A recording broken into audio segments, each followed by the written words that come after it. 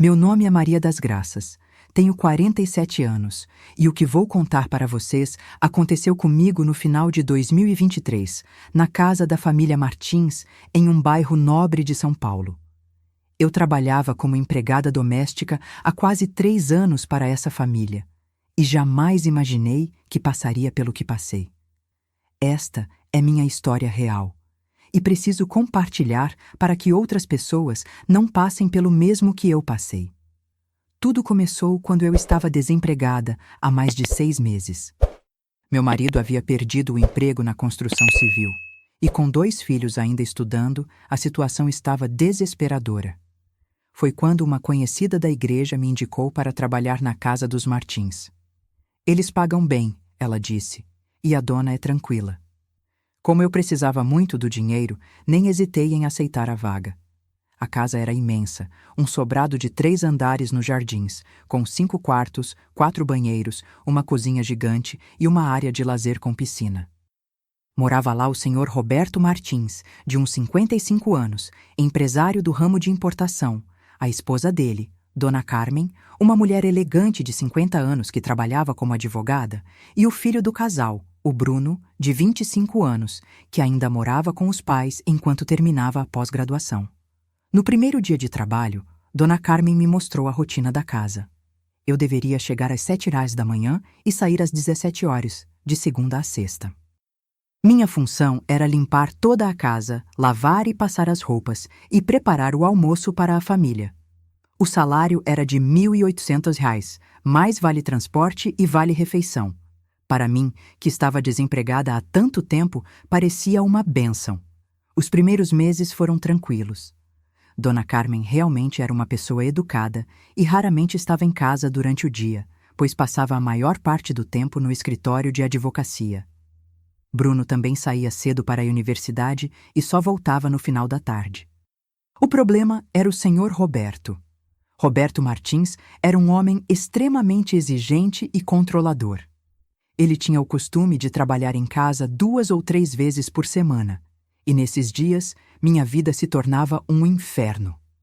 Ele ficava me observando enquanto eu trabalhava, apontando defeitos em tudo que eu fazia. Maria, esse vaso ficou mal posicionado. Maria, você não limpou direito embaixo da mesa. Maria, a comida estava sem sal ontem. Eram críticas constantes que me deixavam nervosa e insegura. Com o tempo, percebi que Roberto tinha um temperamento explosivo. Bastava qualquer coisa sair do controle dele para que começasse a gritar. Já vi ele discutindo no telefone com fornecedores, xingando o filho por causa das notas da faculdade e até mesmo brigando com a esposa por questões do escritório. Dona Carmen sempre tentava acalmá-lo, mas era visível que ela também tinha medo das reações do marido. O que mais me incomodava era a forma como ele me tratava. Roberto nunca me cumprimentava quando chegava em casa, nunca disse bom dia ou obrigado. Para ele, eu era invisível, apenas mais um objeto da casa que deveria funcionar perfeitamente. Quando ele queria alguma coisa, simplesmente gritava meu nome de qualquer lugar da casa. Maria, vem aqui! Era humilhante. Além disso, Roberto tinha manias estranhas. Ele verificava se eu estava limpando os lugares certos, passava o dedo nos móveis para ver se havia poeira e até cronometrava o tempo que eu levava para fazer certas tarefas. Por que você demorou 20 minutos para limpar este banheiro? Da outra vez foram 15, ele dizia, como se eu fosse uma máquina. Mas o pior de tudo eram os comentários maldosos que ele fazia sobre minha aparência e minha condição social. Maria, você devia se arrumar melhor. Está parecendo uma mendiga. Gente pobre não tem educação mesmo. Por isso que vocês nunca conseguem subir na vida. Eu engolia seco e continuava trabalhando, porque precisava daquele emprego. Dona Carmen percebia o comportamento do marido, mas nunca o confrontava na minha frente. Às vezes ela me chamava no cantinho e pedia desculpas pelo jeito dele, dizendo que Roberto estava estressado com os negócios. Ele não é má pessoa, Maria, é só o jeito dele mesmo, ela dizia. Mas eu sabia que aquilo não era normal. Os meses foram passando e a situação foi piorando gradativamente. Roberto começou a criar regras absurdas. Eu não podia usar o banheiro social da casa, apenas o de empregada no fundo. Não podia sentar em nenhum sofá ou poltrona, nem mesmo para descansar. Não podia comer na mesa da cozinha, tinha que levar meu lanche para o quintal. Eram humilhações constantes que me faziam questionar minha dignidade como ser humano. Em setembro de 2023, Roberto começou a ficar ainda mais exigente com os horários das refeições. Ele queria que o almoço estivesse pronto exatamente às 12h30, nem um minuto a mais, nem um minuto a menos. Se eu atrasasse, ele fazia um escândalo terrível, gritando que eu era desorganizada e incompetente. O problema é que preparar um almoço para 3 pessoas em uma casa daquele tamanho, ainda mais mantendo todas as outras tarefas em dia, não era fácil. Eu tinha que limpar a casa inteira pela manhã, lavar louça do café da manhã, separar e lavar roupas, e ainda cozinhar um almoço completo com entrada, prato principal e sobremesa. Tudo isso enquanto Roberto ficava me vigiando e reclamando de cada movimento que eu fazia. Foi nessa época que eu comecei a perceber que Roberto estava testando meus limites. Ele parecia gostar de me ver nervosa e pressionada. Às vezes, eu o pegava sorrindo quando eu corria contra o tempo para ter tudo pronto. Era como se ele sentisse prazer em me ver sofrendo. Um dia, eu estava correndo para terminar o almoço e tropecei na cozinha, derrubando uma panela com feijão no chão. Roberto ouviu o barulho e veio correndo. Quando viu a sujeira, começou a gritar como um louco. "Você é uma incompetente, olha o que fez. Agora vou ter que comer fora e ainda pagar por sua burrice." Eu me ajoelhei no chão, chorando, tentando limpar a bagunça, enquanto ele continuava gritando e me xingando. Naquele momento, pensei seriamente em largar o emprego. Mas quando cheguei em casa e vi meus filhos estudando na mesa da cozinha, com os cadernos surrados e os uniformes remendados, lembrei do motivo pelo qual eu aguentava tudo aquilo. Eles precisavam de mim, precisavam que eu mantivesse aquele emprego para que pudessem continuar estudando e ter um futuro melhor que o meu. A partir de outubro de 2023, Roberto começou a me dar tarefas extras nos dias em que ele estava em casa. "Maria, já que você está aqui, lava meu carro também. Maria, arruma meu escritório e organiza todos os papéis. Maria, limpa a piscina e o quintal inteiro." Eram tarefas que não faziam parte do meu contrato, mas ele sabia que eu não podia reclamar. Dona Carmen raramente estava em casa para ver essas situações. Ela saía cedo e voltava tarde, e nos fins de semana viajava muito com as amigas ou ficava no escritório. Roberto aproveitava essas ausências para ser ainda mais cruel comigo. Foi em novembro que as coisas começaram a ficar realmente perigosas. Roberto passou a me ameaçar diretamente. "Maria, se você não melhorar seu desempenho, vou te mandar embora sem aviso prévio e sem nada. Você acha que vai conseguir outro emprego na sua idade, com essa cara de fracassada? Gente como você tem que agradecer por ter um patrão como eu." Eu chegava em casa destruída emocionalmente. Meu marido percebia que algo estava errado, mas eu não contava tudo para não preocupá-lo. Ele já estava deprimido por estar desempregado há tanto tempo, e eu não queria adicionar mais peso em seus ombros. O que eu não sabia é que Roberto estava apenas aquecendo os motores. O pior ainda estava por vir. E seria em um dia que eu jamais vou esquecer pelo resto da minha vida. Um dia que mudaria tudo e me mostraria até onde a maldade humana pode chegar. O mês de dezembro de 2023 chegou trazendo uma atmosfera ainda mais tensa na casa dos Martins. As festas de fim de ano se aproximavam e Roberto estava especialmente irritado com os preparativos. Ele queria que a casa estivesse impecável para receber os convidados da ceia de Natal, e isso significava trabalho dobrado para mim. Além de todas as tarefas normais, agora eu tinha que encerar todos os pisos da casa, limpar lustres, lavar cortinas e ainda preparar aperitivos especiais que ele havia encomendado. Dona Carmen tinha viajado para Campos do Jordão com as amigas e só voltaria no dia 23 de dezembro. Bruno estava passando uma temporada na casa da namorada. Isso significava que eu ficaria sozinha com Roberto durante quase 2 semanas inteiras. Quando percebi isso, um frio na barriga tomou conta de mim. Eu já conhecia bem o temperamento dele quando não tinha ninguém por perto para presenciar seus ataques de fúria. No primeiro dia sozinha com Roberto, ele me acordou às 6 da manhã, ligando para meu celular. Maria, preciso que você chegue às 6h30 hoje. Tenho uma reunião importante às 9h e quero tudo perfeito na casa. Eu ainda estava dormindo quando o telefone tocou e tive que me arrumar correndo para não chegar atrasada. Quando cheguei, Roberto estava na cozinha tomando café e me olhou de cima a baixo com aquela expressão de desprezo que eu já conhecia bem. Você está com uma cara horrível, Maria. Se arruma direito antes de trabalhar na minha casa. E hoje quero que você faça uma limpeza completa no meu escritório. Tenho clientes importantes vindo aqui e não posso passar vergonha por causa de uma funcionária desleixada. As palavras dele sempre doíam, mas eu estava acostumada. Apenas baixei a cabeça, peguei os materiais de limpeza e comecei o trabalho. O escritório de Roberto ficava no segundo andar da casa e era um ambiente que eu raramente limpava, pois ele não gostava que mexessem em suas coisas. Era um cômodo grande, com uma mesa executiva de madeira maciça, estantes repletas de livros e documentos, um sofá de couro preto e uma televisão de 60 polegadas. Nas paredes havia vários quadros com fotos dele em eventos empresariais e certificados de cursos que ele havia feito. Enquanto eu limpava, Roberto ficou o tempo todo me vigiando, sentado em sua poltrona presidencial.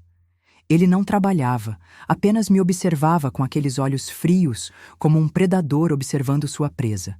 De vez em quando fazia comentários maldosos. Cuidado para não quebrar nada, você sabe que não tem dinheiro para pagar. Limpa direito essa estante, não quero ver nem um grão de poeira. Você é muito lenta, na sua idade já devia ter aprendido a trabalhar direito. Por volta das 8h30, Roberto se levantou e disse que ia tomar banho para se preparar para a reunião. Quero que quando eu descer, esse escritório esteja brilhando e prepare um café especial para meus convidados, daqueles caros que estão na despensa. Assim que ele subiu para o quarto, eu respirei aliviada. Era incrível como a presença dele me deixava tensa e com medo de cometer qualquer erro. Terminei a limpeza do escritório rapidamente e desci para preparar o café especial.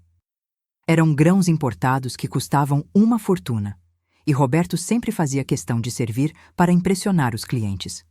Enquanto o café passava, organizei uma bandeja com xícaras de porcelana fina, açucareiro e alguns biscoitos franceses que Dona Carmen havia comprado. Os clientes de Roberto chegaram pontualmente às 9h. Eram 2 homens de meia idade, muito bem vestidos, que falavam sobre importação de eletrônicos. Roberto me chamou para servir o café, e percebi como ele mudava completamente sua personalidade na frente de outras pessoas. Estava sorridente, educado, falava com voz suave. Era como se fosse uma pessoa completamente diferente daquela que me maltratava diariamente. Maria é uma funcionária exemplar, ele disse aos clientes enquanto eu servia o café. Muito dedicada e caprichosa. Eu quase engasguei com aquelas palavras. Como ele podia mentir tão descaradamente? Mas mantive o semblante sério e continuei servindo, fingindo que não ouvia a conversa. Depois que os clientes foram embora, por volta das 11h, Roberto voltou a ser o homem cruel de sempre. Maria, o café estava muito fraco. Da próxima vez, use mais pó. E essa bandeja ficou mal organizada, parecia coisa de empregada mesmo. Eu queria gritar que eu era uma empregada, mas me controlei. Apenas concordei e fui cuidar das outras tarefas. Naquele dia, Roberto inventou que eu deveria reorganizar toda a despensa da cozinha. Era uma tarefa gigantesca, pois a despensa era enorme e estava cheia de produtos acumulados há meses. Quero tudo separado por categoria, ele ordenou, e que você jogue fora tudo que estiver vencido. Mas antes de jogar fora, me mostre para eu conferir se realmente está vencido. Passei a tarde inteira organizando potes, latas, pacotes, verificando datas de validade e separando tudo em categorias. Roberto vinha a cada meia hora conferir meu trabalho e sempre encontrava algo para reclamar. Por que você colocou o arroz junto com a farinha? Não tem lógica. Esses temperos estão mal organizados. Você não sabe nem organizar uma despensa direito. Eram quase 5 horas da tarde e eu estava exausta. Minha coluna doía de tanto abaixar e levantar. Minhas mãos estavam sujas e ressecadas, e eu não havia parado nem para almoçar direito. Roberto percebeu meu cansaço e parecia gostar de me ver naquele estado. Maria, antes de ir embora, quero que você lave todas as janelas da sala de estar. Elas estão horríveis e amanhã vou receber outros clientes. As janelas da sala eram enormes, do chão ao teto, e eram pelo menos 8 painéis de vidro. Lavar tudo aquilo levaria pelo menos 2 horas, e eu já estava no meu limite de cansaço. Senhor Roberto, consegui dizer com a voz trêmula, hoje já trabalhei bem mais que o horário normal. Não seria possível deixar as janelas para amanhã? Roberto me olhou com uma expressão de ódio que me deu calafrios. Como você ousa questionar minhas ordens? Eu pago seu salário e você faz o que eu mando, na hora que eu mando. Se não está satisfeita, pode procurar outro emprego, mas duvido que alguém queira contratar uma preguiçosa da sua idade. Engoli seco e fui pegar os materiais para lavar as janelas. Enquanto eu trabalhava, Roberto se sentou no sofá para me vigiar, fazendo questão de apontar cada marca ou risco que eu não conseguia tirar completamente. Eram quase 7 da noite quando finalmente terminei. Estava escuro lá fora e eu precisava correr para não perder o último ônibus. Nos dias seguintes, a rotina se tornou ainda mais pesada. Roberto inventava tarefas novas todos os dias, reorganizar o armário de roupas dele, limpar a garagem inteira, lavar todos os tapetes da casa, encerar o piso da área de lazer. Eram trabalhos que claramente não faziam parte das minhas obrigações normais, mas eu não podia reclamar. Uma manhã, ele me chamou no escritório e disse: Maria, preciso falar sobre seu desempenho. Você anda muito lerda e desatenta. Ontem mesmo encontrei poeira embaixo da mesa da sala de jantar. Ele abriu uma gaveta e tirou de lá uma folha de papel. Vou fazer uma lista das suas falhas diárias. A cada erro que você cometer, vou anotar aqui. No final do mês, vamos fazer uma avaliação. Aquilo me deixou apavorada. Roberto estava criando um sistema para me torturar psicologicamente, documentando cada suposto erro que eu cometesse. Era uma forma de me manter constantemente em estado de alerta e medo. A partir daquele dia, ele começou a me seguir pela casa com uma prancheta, anotando tudo o que considerava inadequado no meu trabalho. Maria passou muito tempo limpando o banheiro social, possível enrolação. Maria esqueceu de limpar embaixo do vaso de plantas da sala. Maria demorou para responder quando chamei. Era um terror psicológico constante. O pior de tudo é que Roberto parecia estar se divertindo com aquela situação. Às vezes, eu o pegava sorrindo enquanto escrevia em sua lista maldita. Era como se ele estivesse brincando de ser meu carrasco, saboreando cada momento de poder que exercia sobre mim. No dia 15 de dezembro, aconteceu algo que me marcou profundamente. Eu estava limpando o banheiro do casal quando Roberto entrou sem bater na porta. Eu estava ajoelhada no chão, esfregando o box do chuveiro, e quando me virei para pegar mais produto de limpeza, ele estava ali, parado, me observando com um olhar estranho. Senhor Roberto, precisa usar o banheiro? Eu posso sair, disse nervosa. Ele não respondeu imediatamente. Ficou ali, parado, apenas me olhando de uma forma que me deixou extremamente desconfortável. Era um olhar diferente, mais invasivo, que me fez sentir uma sensação horrível no estômago. Continue trabalhando, Maria. Não se importe comigo, ele disse finalmente e se encostou na porta, bloqueando minha saída. Continuei limpando, mas agora estava tremendo de nervosismo. Roberto ficou ali por pelo menos 10 minutos, apenas me observando trabalhar, fazendo comentários ocasionais sobre como eu deveria fazer a limpeza. Quando finalmente saiu do banheiro, eu corri para o quintal e vomitei. Não conseguia tirar da cabeça a sensação de que algo muito ruim estava para acontecer. Aquele olhar dele não era normal.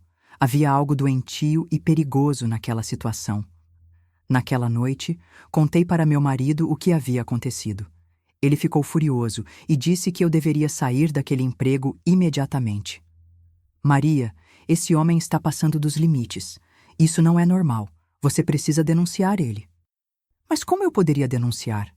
Denunciar o quê? Que ele ficou me olhando trabalhar? Quem acreditaria na palavra de uma empregada doméstica contra um empresário rico? Nos dias que se seguiram, Roberto intensificou ainda mais sua vigilância sobre mim.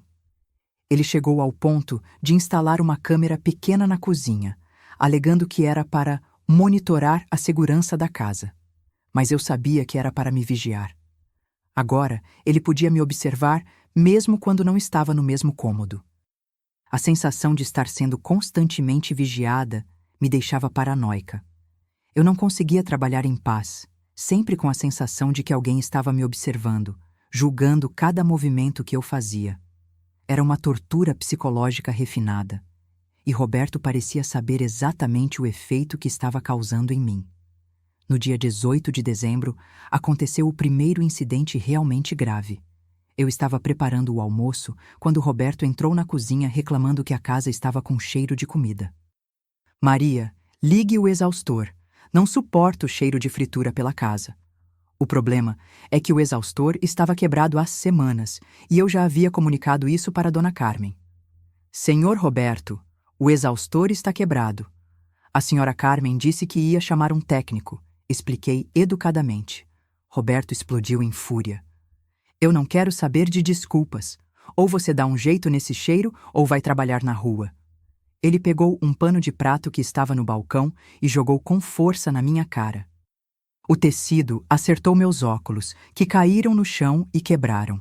Fiquei ali, ajoelhada, catando os pedaços dos meus óculos, enquanto Roberto continuava gritando. Agora você vai ter que trabalhar sem óculos mesmo. Isso vai te ensinar a não me dar desculpas esfarrapadas. Eu precisava daqueles óculos para enxergar direito, principalmente para ler rótulos e fazer a limpeza detalhada que ele exigia.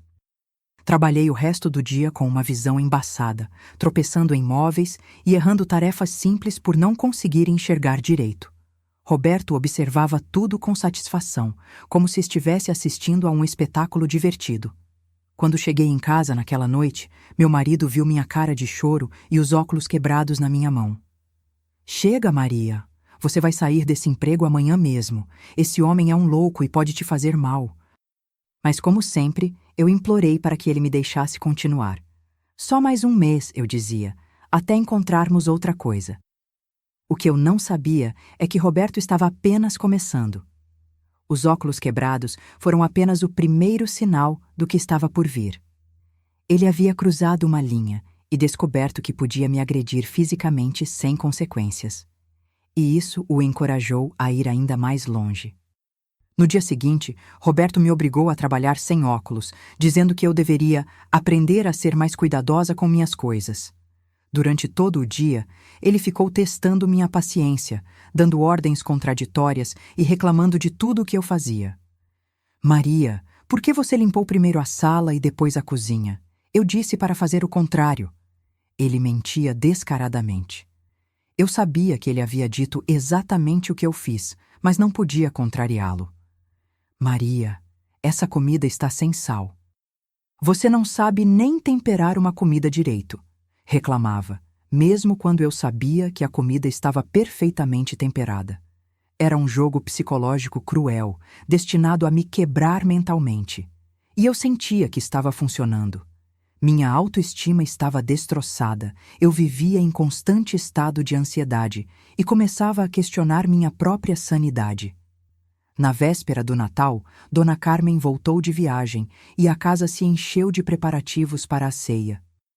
Parentes e amigos dos Martins viriam jantar, e eu teria que ajudar a preparar uma ceia completa para 15 pessoas. Roberto, é claro, aproveitou a ocasião para ser ainda mais exigente. Maria, quero que você prepare todos os aperitivos, a ceia completa, e ainda sirva os convidados durante a noite. E não quero nenhum erro sequer. Se você me envergonhar na frente da minha família, vai se arrepender. Eu trabalhei das 7 da manhã até a meia-noite, preparando pratos elaborados, servindo bebidas, lavando louça sem parar. Os convidados nem me viam, Eu era invisível para eles, apenas uma sombra que aparecia para servir e desaparecia novamente. Roberto, mais uma vez, se transformou no anfitrião perfeito, educado e simpático, enquanto eu mal conseguia ficar em pé de tanto cansaço. Quando a festa acabou e os convidados foram embora, Roberto me fez ficar até quase 2 da manhã, limpando toda a bagunça. Pratos, copos, travessas, panelas, talheres, uma montanha de louça que parecia não ter fim. Quando finalmente terminei, ele passou pela cozinha e disse: "Espero que amanhã você trabalhe melhor que hoje. Vi vários erros que não vou tolerar de novo." Eu nem sabia mais o que pensar. Havia trabalhado quase 19 horas seguidas, preparado uma ceia impecável, servido 15 pessoas com educação e eficiência, e ainda assim ele encontrava motivos para reclamar. Janeiro de 2024 chegou trazendo uma escalada ainda maior na violência psicológica de Roberto. Dona Carmen havia voltado ao trabalho, Bruno continuava na casa da namorada e eu estava novamente sozinha com meu algoz durante a maior parte dos dias. Foi nessa época que Roberto começou a criar punições físicas disfarçadas de tarefas domésticas. Se eu cometesse algum erro, ele me obrigava a limpar a piscina inteira de joelhos, ou a lavar o quintal com uma escova pequena, ou a reorganizar completamente a despensa, ficando em pé por horas. "Maria, já que você não consegue lembrar de limpar embaixo dos móveis, vai passar a tarde inteira limpando embaixo de cada móvel desta casa", ele ordenava com um sorriso sádico no rosto. As punições eram sempre desproporcionais aos supostos erros, e eu começava a perceber que ele as inventava apenas para me ver sofrer. Era uma forma refinada de tortura, mascarada como exigência profissional. Em fevereiro, Roberto atingiu um novo nível de crueldade. Ele começou a mexer nas minhas coisas pessoais. Minha bolsa, que eu sempre deixava em um armário do quintal, começou a aparecer revirada. Meu celular, que eu deixava no silencioso durante o trabalho, aparecia com o volume no máximo. Minha marmita de almoço sumia do lugar onde eu a deixava. Quando eu reclamava, Roberto fingia não saber de nada. "Maria, você está ficando paranoica. Ninguém mexe nas suas coisas. Você é que anda esquecida." Mas eu sabia que era ele. Era mais uma forma de me deixar insegura e vulnerável. A gota d'água estava se aproximando, e eu não fazia ideia de que o pior ainda estava por vir. Roberto havia testado meus limites psicológicos e descoberto que eu era capaz de aguentar muito. Agora ele estava pronto para testar meus limites físicos. E foi numa manhã de março, numa sexta-feira que jamais vou esquecer, que Roberto finalmente mostrou sua verdadeira face. O demônio que se escondia por trás da máscara de empresário respeitável estava prestes a se revelar da forma mais brutal possível. Era uma sexta-feira, 15 de março de 2024, um dia que começou como qualquer outro, mas que se transformaria no pior dia da minha vida. Eu havia chegado na casa dos Martins às 7 da manhã, como sempre, e encontrei Roberto já acordado, tomando café na cozinha. Ele estava com uma expressão particularmente sombria naquela manhã, e eu imediatamente senti que algo estava diferente no ar. "Maria", ele disse sem nem me cumprimentar, "hoje tenho uma reunião muito importante aqui em casa às 14 horas. Preciso que tudo esteja perfeito. Perfeito! Você me entendeu?" A forma como ele enfatizou a palavra perfeito me deu arrepios. Havia uma ameaça implícita em sua voz que eu nunca havia ouvido antes. "Sim, senhor Roberto, pode deixar que vou caprichar em tudo." Respondi tentando soar confiante, mas por dentro estava nervosa. Dona Carmen havia viajado para um congresso de direito em Brasília e só voltaria no domingo. Bruno continuava praticamente morando na casa da namorada. Eu estaria sozinha com Roberto durante todo aquele dia crucial. Roberto me entregou uma lista impressa com todas as tarefas que eu deveria executar até às 13h30. Era uma lista absurda, com mais de 20 itens, incluindo coisas como limpar todos os interruptores de luz da casa com álcool, reorganizar a cristaleira da sala de jantar por ordem de tamanho, lustrar todos os metais dos banheiros até ficarem brilhando. Eram tarefas que normalmente levariam 2 dias para serem concluídas, mas ele queria tudo pronto em 6 horas. E Maria, ele acrescentou com aquele sorriso cruel que eu conhecia bem. O almoço tem que estar pronto exatamente às 12h30. Nem 12h31, nem 12h29. Exatamente 12h30. É um menu especial que vou servir para meus convidados antes da reunião. Ele me entregou outro papel com um cardápio elaborado. Entrada de carpaccio de salmão com alcaparras, prato principal de risoto de camarão com aspargos e sobremesa de mousse de maracujá. Olhei para aquele cardápio e quase desmaiei. Eram pratos sofisticados que exigiam técnica e tempo de preparo. Como eu faria tudo aquilo, ainda mais mantendo todas as outras tarefas da lista? Mas Roberto já havia se levantado e estava se dirigindo para o escritório, dando por encerrada a conversa. Comecei o trabalho às 7h30, correndo contra o tempo. Primeiro fui ao supermercado comprar os ingredientes especiais para o almoço. Salmão fresco, camarões grandes, aspargos, queijo parmesão importado, maracujás selecionados. Gastei mais de 1 hora só nas compras, pois Roberto havia sido específico sobre a qualidade de cada ingrediente. Quando voltei, às 9 horas, Roberto estava no telefone fazendo uma ligação de trabalho. Ele me viu passando pela sala carregada de sacolas e fez um gesto impaciente, como se eu estivesse atrapalhando sua concentração. Corri para a cozinha e comecei a organizar os ingredientes, calculando mentalmente o tempo necessário para cada prato. O carpaccio precisava ficar marinando por pelo menos 2 horas. O risoto levaria uns 40 minutos para ser preparado corretamente. A mousse precisava ir à geladeira por no mínimo 1 hora para firmar. Fiz as contas e percebi que, mesmo trabalhando sem parar, seria muito apertado conseguir tudo no horário. Às 9h30, comecei a preparar a mousse de maracujá. Separei as claras das gemas, bati as claras em neve, preparei a calda de maracujá, misturei tudo delicadamente. Era um processo demorado e delicado que exigia atenção total. Enquanto a mousse gelava, temperei o salmão para o carpaccio e deixei marinando.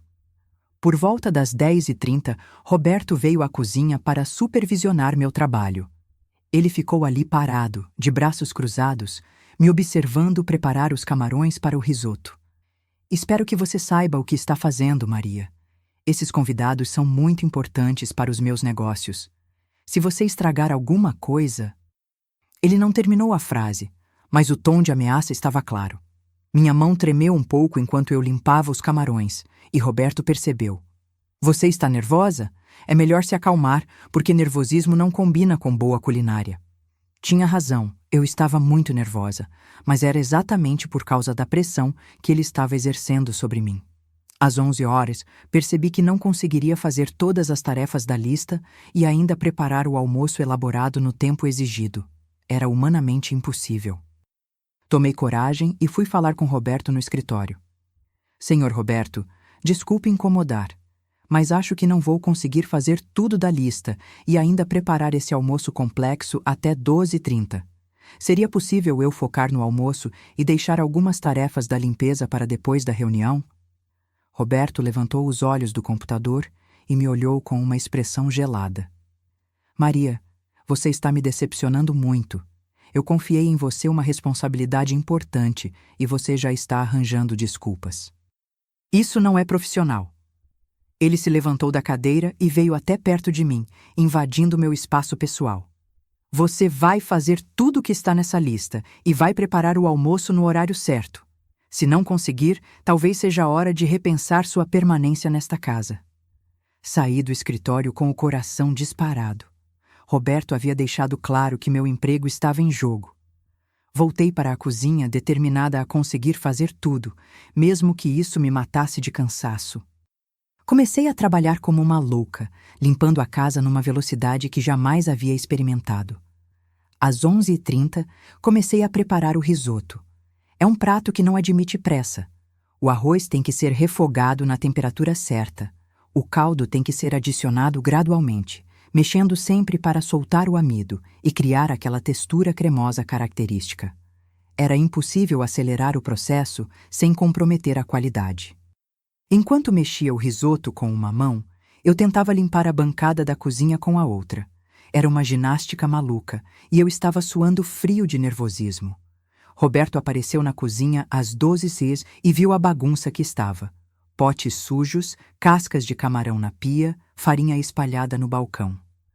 Maria, que bagunça é essa? Como você pretende servir um almoço elegante numa cozinha que parece um chiqueiro? Ele estava visivelmente irritado, e eu senti que minha pressão arterial disparou. Desculpe, Sr. Roberto, é que estou preparando muita coisa ao mesmo tempo. Vou organizar tudo rapidinho. Rapidinho? Maria, são 12 horas e a comida nem está pronta ainda. Ele olhou para a panela do risoto, que estava pela metade do processo de cocção. Quanto tempo vai demorar ainda? Perguntou com impaciência. Uns 20 minutos, Sr. Roberto. O risoto não pode ser apressado, senão fica borrachudo. Era a verdade, mas percebi que Roberto não queria ouvir explicações técnicas. Ele queria resultados. 20 minutos? Mas os convidados chegam às 12h30 para o almoço.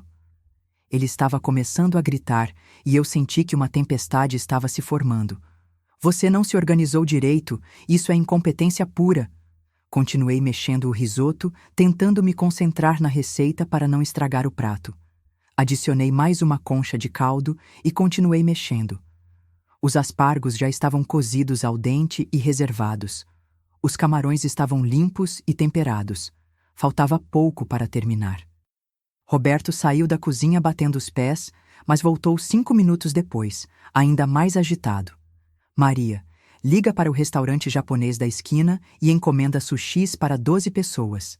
Vou cancelar esse almoço caseiro porque você não conseguiu se organizar. Por favor, Sr. Roberto, implorei. Está quase pronto. Só mais 10 minutos e vai ficar perfeito. Por favor, não cancele.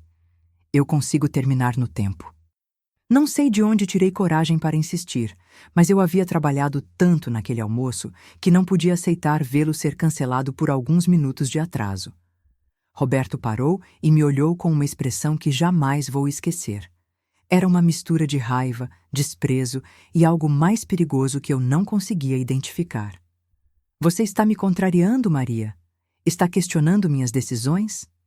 Não, Sr. Roberto. É só que... Eu não consegui terminar a frase. Roberto deu um soco na bancada da cozinha, fazendo todos os utensílios saltarem. Você não tem que pensar, você tem que obedecer. O grito dele ecoou por toda a cozinha. Eu disse que vou cancelar o almoço, e é isso que vai acontecer. Joga essa comida fora e limpa essa bagunça imediatamente. Era o cúmulo da humilhação. Jogar fora um risoto que havia levado horas para ser preparado, desperdiçar ingredientes caros, ver meu trabalho sendo destroçado por puro capricho. Mas eu não tinha escolha. Com lágrimas nos olhos, desliguei o fogão e comecei a jogar a comida no lixo. Enquanto eu limpava a cozinha, Roberto ficou no telefone encomendando sushis e explicando para os convidados que havia tido um imprevisto doméstico. Eu ouvia sua voz alterada falando sobre funcionários incompetentes e falta de profissionalismo. Era como se eu não fosse uma pessoa, apenas um objeto defeituoso que havia estragado seus planos. Os convidados chegaram às 12h30 e foram recebidos na sala de estar com aperitivos e bebidas. Roberto estava charmoso e descontraído, como se nada tivesse acontecido. Eu continuava na cozinha, limpando os destroços do almoço que não foi servido, ouvindo as risadas vindas da sala. Por volta das 13h15, o entregador de sushi chegou. Roberto me mandou pagar e organizar os pratos numa travessa bonita para servir. E Maria, ele disse baixinho, para que os convidados não ouvissem. Não quero ver essa cara de choro na minha frente. Você causou esse problema e agora tem que agir profissionalmente. Organizei os sushis numa travessa de porcelana e levei para a sala. Os convidados elogiaram a excelente escolha do Roberto e fizeram comentários positivos sobre a qualidade do restaurante japonês. Roberto aceitou os elogios como se a ideia dos sushis tivesse sido planejada desde o início. Depois do almoço, os convidados se dirigiram para o escritório para a reunião de negócios. Roberto me disse que eu deveria continuar com as tarefas de limpeza da lista. já que agora teria tempo livre por não ter conseguido cumprir suas responsabilidades culinárias. Era por volta das 14h30 quando eu estava limpando a sala de jantar, tentando me concentrar no trabalho para esquecer a humilhação que havia passado. Foi nesse momento que ouvi Roberto gritando no escritório. Pelos fragmentos de conversa que conseguia captar, percebi que a reunião não estava indo bem. Ele estava discutindo com os clientes sobre prazos de entrega e valores de importação. A discussão se intensificou e eu ouvi uma das pessoas dizer: Roberto, se você não consegue nem organizar um almoço direito na sua própria casa, como vamos confiar em você para organizar nossa logística internacional?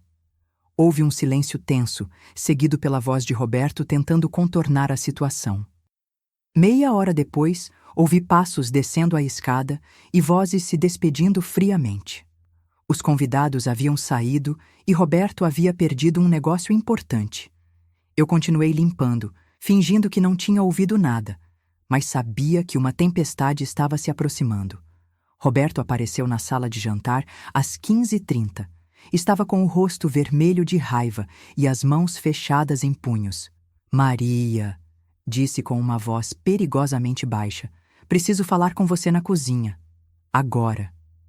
Meu coração disparou. Eu sabia que aquela conversa não seria boa. Segui Roberto até a cozinha, onde ele se posicionou entre mim e a porta, bloqueando minha saída. Era a mesma tática intimidatória que ele já havia usado outras vezes. Você sabe o que aconteceu ali em cima, Maria? Perguntou ele, indicando o escritório com a cabeça. Eu perdi um contrato de R$2 milhões por sua causa. R$2 milhões! Senhor Roberto, eu... Tentei me explicar, mas ele me interrompeu brutalmente. Cala a boca! Você causou a maior humilhação da minha vida profissional. Meus clientes questionaram minha competência por causa da sua incompetência. Você me fez perder dinheiro, Maria. Muito dinheiro. Roberto começou a andar de um lado para o outro da cozinha, como um animal enjaulado. Sabe quanto são R$2 milhões, Maria? É mais do que você ganharia trabalhando 1000 anos na sua vida medíocre. E você jogou tudo isso no lixo porque não conseguiu preparar um almoço simples no horário certo. Mas, senhor Roberto, consegui dizer com a voz trêmula, eu avisei que seria difícil fazer tudo no tempo. Pedi para focar no almoço e o senhor não deixou. A resposta de Roberto foi um tapa no meu rosto. Foi tão forte que meus ouvidos zuniram e eu perdi o equilíbrio, me apoiando na bancada para não cair. Era a primeira vez que ele havia me agredido fisicamente de forma direta e o choque foi imenso. Como você ousa me culpar pelo seu fracasso? Ele gritou, com o rosto a centímetros do meu. Você é uma incompetente, Maria, uma fracassada que não consegue nem cumprir as tarefas mais básicas. Levei a mão ao rosto, sentindo a ardência do tapa e o gosto de sangue na boca. Roberto havia me atingido com tanta força que cortou meu lábio inferior. Mas o que mais me chocou foi a expressão no rosto dele. Não era apenas raiva, era prazer. Ele havia gostado de me bater. Agora você vai aprender a ter responsabilidade, disse ele, pegando uma cadeira e se sentando bem na minha frente, para me observar de perto. Quero que você limpe esta cozinha inteira, cada centímetro, cada canto, até ficar brilhando. E quero que faça isso de joelhos, para você lembrar do seu lugar nesta casa. Era uma humilhação descabida, mas eu estava em choque demais para reagir. Me ajoelhei no chão frio da cozinha e comecei a esfregar o piso com um pano, enquanto Roberto me observava com satisfação. Ele havia descoberto uma nova forma de me torturar, e eu podia ver em seus olhos que estava planejando ir ainda mais longe. Fiquei de joelhos por mais de 1 hora, limpando cada ladrilho do chão da cozinha, enquanto Roberto fazia comentários cruéis sobre meu trabalho e minha pessoa. Assim está melhor, Maria. Você de joelhos é onde sempre deveria estar. Limpa direito esse canto. Não quero ver nenhuma mancha. Pessoas como você nasceram para servir de joelhos mesmo. Quando terminei a limpeza do chão, Roberto inventou que eu deveria limpar também todos os armários da cozinha, ainda de joelhos. Era uma tortura física e psicológica ao mesmo tempo. Minhas pernas doíam, minhas mãos estavam em carne viva de tanto esfregar, e minha dignidade estava completamente destroçada. Por volta das 18 horas, Roberto disse que eu podia me levantar. Tentei ficar em pé, mas minhas pernas estavam dormentes de tanto tempo ajoelhada. Tive que me apoiar na bancada para conseguir me equilibrar. Roberto observou minha dificuldade e sorriu com crueldade. Acho que você aprendeu a lição, não é, Maria? Da próxima vez, vai pensar 2 vezes antes de me decepcionar. Ele se levantou da cadeira e se dirigiu para a porta da cozinha. Ah, e Maria, disse se virando para me olhar uma última vez. Se você contar para alguém o que aconteceu aqui hoje, vai se arrepender. Ninguém vai acreditar na palavra de uma empregada contra a minha. E você sabe que precisa deste emprego, não sabe? Quando Roberto saiu da cozinha, desabei. Sentei no chão e chorei como nunca havia chorado na minha vida. Não era só dor física, era a dor de ter minha humanidade pisoteada, de ser tratada como um objeto, de ver meus direitos mais básicos sendo violados sem que eu pudesse fazer nada. Cheguei em casa naquela noite destruída. Meu marido percebeu imediatamente que algo grave havia acontecido. Meu lábio estava inchado, eu mal conseguia andar direito e estava visivelmente abalada. Quando contei o que havia acontecido, ele explodiu de raiva. Chega, Maria! Esse homem é um psicopata! Você vai na polícia amanhã mesmo e registra um boletim de ocorrência e não volta mais naquela casa! Gritou ele, caminhando de um lado para o outro da nossa pequena sala. Mas eu estava apavorada. Roberto havia deixado claro que ninguém acreditaria em mim. Era minha palavra contra a dele, e ele tinha dinheiro, influência, conexões. Eu era apenas uma empregada doméstica de 47 anos, sem estudos superiores, sem recursos para uma briga judicial. E se ele me processar por difamação? Perguntei para meu marido. E se ele conseguir me demitir por justa causa e eu não receber nada? Como vamos pagar as contas? Eram medos reais, fundamentados na desigualdade social gritante que existe no nosso país. Passamos o fim de semana inteiro discutindo o que fazer. Meu marido insistia que eu deveria denunciar. Meus filhos ficaram chocados quando souberam do que havia acontecido, mas eu estava paralisada pelo medo. Roberto havia calculado perfeitamente. Ele sabia que eu dependia daquele emprego e que não teria coragem de denunciá-lo. Na segunda-feira, 18 de março, voltei ao trabalho. Estava apavorada, mas precisava do dinheiro. Roberto me recebeu como se nada tivesse acontecido, com aquela cordialidade falsa que ele sempre demonstrava após seus ataques de fúria. Bom dia, Maria. Espero que tenha refletido sobre seu desempenho na semana passada e esteja disposta a melhorar. Era como se o tapa, a humilhação, as horas de joelhos tivessem sido apenas uma correção pedagógica necessária. Nos dias que se seguiram, Roberto testou constantemente meus limites, como se estivesse verificando se eu havia aprendido a lição. Me dava tarefas impossíveis, criava situações de pressão, ficava me observando trabalhar com aqueles olhos frios e calculistas. Mas o pior de tudo é que eu percebia que Roberto havia gostado da sensação de poder absoluto que havia experimentado. Ele havia descoberto que podia me humilhar, me agredir, me quebrar psicologicamente e que eu não reagiria. Isso o havia excitado de uma forma doentia.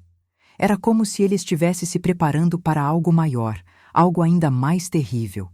Eu sentia isso na forma como ele me olhava, nos comentários aparentemente inocentes que fazia, na maneira como criava situações de vulnerabilidade. Roberto estava planejando algo, e eu era a vítima escolhida. O que eu não imaginava é que esse algo maior aconteceria apenas 3 dias depois, numa quinta-feira que começou com uma discussão sobre o horário do almoço e terminou com meu corpo sendo queimado por água fervente. O dia que Roberto finalmente revelaria todo o monstro que habitava dentro dele. Era quinta-feira, 21 de março de 2024, uma data que ficou gravada na minha memória para sempre. Cheguei na casa dos Martins às 7 como sempre, mas havia algo diferente no ar naquela manhã. Roberto estava na cozinha, tomando café e mexendo no celular com uma expressão sombria. Ele mal me cumprimentou, apenas murmurou um "bom dia", sem levantar os olhos da tela. Dona Carmen havia saído cedo para uma audiência que duraria o dia todo. Bruno estava fazendo uma viagem de estudos com a faculdade e não voltaria até o fim da semana. Mais uma vez, eu estaria sozinha com Roberto. E após os acontecimentos da sexta-feira anterior, isso me deixava extremamente nervosa. Roberto terminou o café e se dirigiu ao escritório sem me dar nenhuma instrução específica. Isso era incomum. Ele sempre fazia questão de me dar ordens detalhadas sobre como queria que o dia transcorresse. Interpretei aquele silêncio como um mau presságio e comecei minha rotina tentando não fazer barulho para não chamá-lo a atenção. Por volta das 9h da manhã, enquanto eu estava limpando a sala de estar, Roberto desceu as escadas visivelmente irritado. Ele estava com o telefone na mão e parecia ter acabado de terminar uma ligação desagradável. Maria, disse ele com uma voz tensa, acabei de saber que aquele contrato que perdi na semana passada foi fechado com um concorrente. Por causa da sua incompetência, perdi não apenas 2 milhões, mas também um cliente importante que trabalhava comigo há 5 anos. Senti um frio no estômago. Roberto estava claramente me culpando por algo que não tinha nada a ver comigo, mas eu sabia que argumentar só pioraria a situação. Sinto muito, Sr. Roberto, murmurei, continuando a passar o pano nos móveis. Sinto muito? É só isso que você tem a dizer? A voz dele estava ficando mais alta. Por sua causa, minha reputação no mercado está comprometida. Esse cliente estava comentando para outros empresários sobre o incidente do almoço. Você me fez virar motivo de piada no meu próprio setor. Roberto começou a caminhar pela sala como um animal enjaulado, e eu percebi que ele estava procurando uma forma de descarregar sua frustração em mim. Era sempre assim. Qualquer problema em sua vida profissional ou pessoal automaticamente se tornava culpa minha. Hoje você vai compensar o prejuízo que me causou, ele disse finalmente, parando bem na minha frente. Vai trabalhar dobrado para provar que merece manter este emprego. E não quero ouvir nenhum pio de reclamação. Ele me entregou uma lista ainda mais longa que a da semana anterior. Desta vez, eram mais de 30 itens, incluindo tarefas absurdas como contar todos os livros da biblioteca e organizá-los por ordem alfabética, limpar cada lâmpada da casa individualmente, lavar todas as cortinas e recolocá-las no mesmo dia. Olhei para aquela lista e meu coração afundou. Era humanamente impossível fazer tudo aquilo em um dia, e Roberto sabia disso. Era uma armadilha. Ele estava criando uma situação em que eu inevitavelmente falharia, dando a ele a desculpa que precisava para me punir novamente. E o almoço? Perguntei hesitante, lembrando da tragédia da semana anterior. O almoço tem que estar pronto às 12h30 em ponto. Algo simples, arroz, feijão, bife e salada. Nada complicado para você não ter desculpas desta vez. Roberto sorriu de forma cruel. E Maria, se você atrasar-me 1 minuto sequer, vai se arrepender pelo resto da vida. A ameaça foi dita de forma tão fria e calculista que senti meus pelos se arrepiarem. Não era um exagero retórico. Havia algo genuinamente perigoso na voz de Roberto que me deixou apavorada. Comecei a trabalhar feito uma louca, correndo de um cômodo para outro, tentando cumprir o máximo de tarefas possível antes de ter que me concentrar no almoço. Às 10h, já havia limpado 3 banheiros, aspirado 2 quartos e organizado a biblioteca por ordem alfabética, uma tarefa que me tomou mais de 1 hora. Roberto aparecia de vez em quando para supervisionar meu trabalho, sempre encontrando defeitos e reclamações.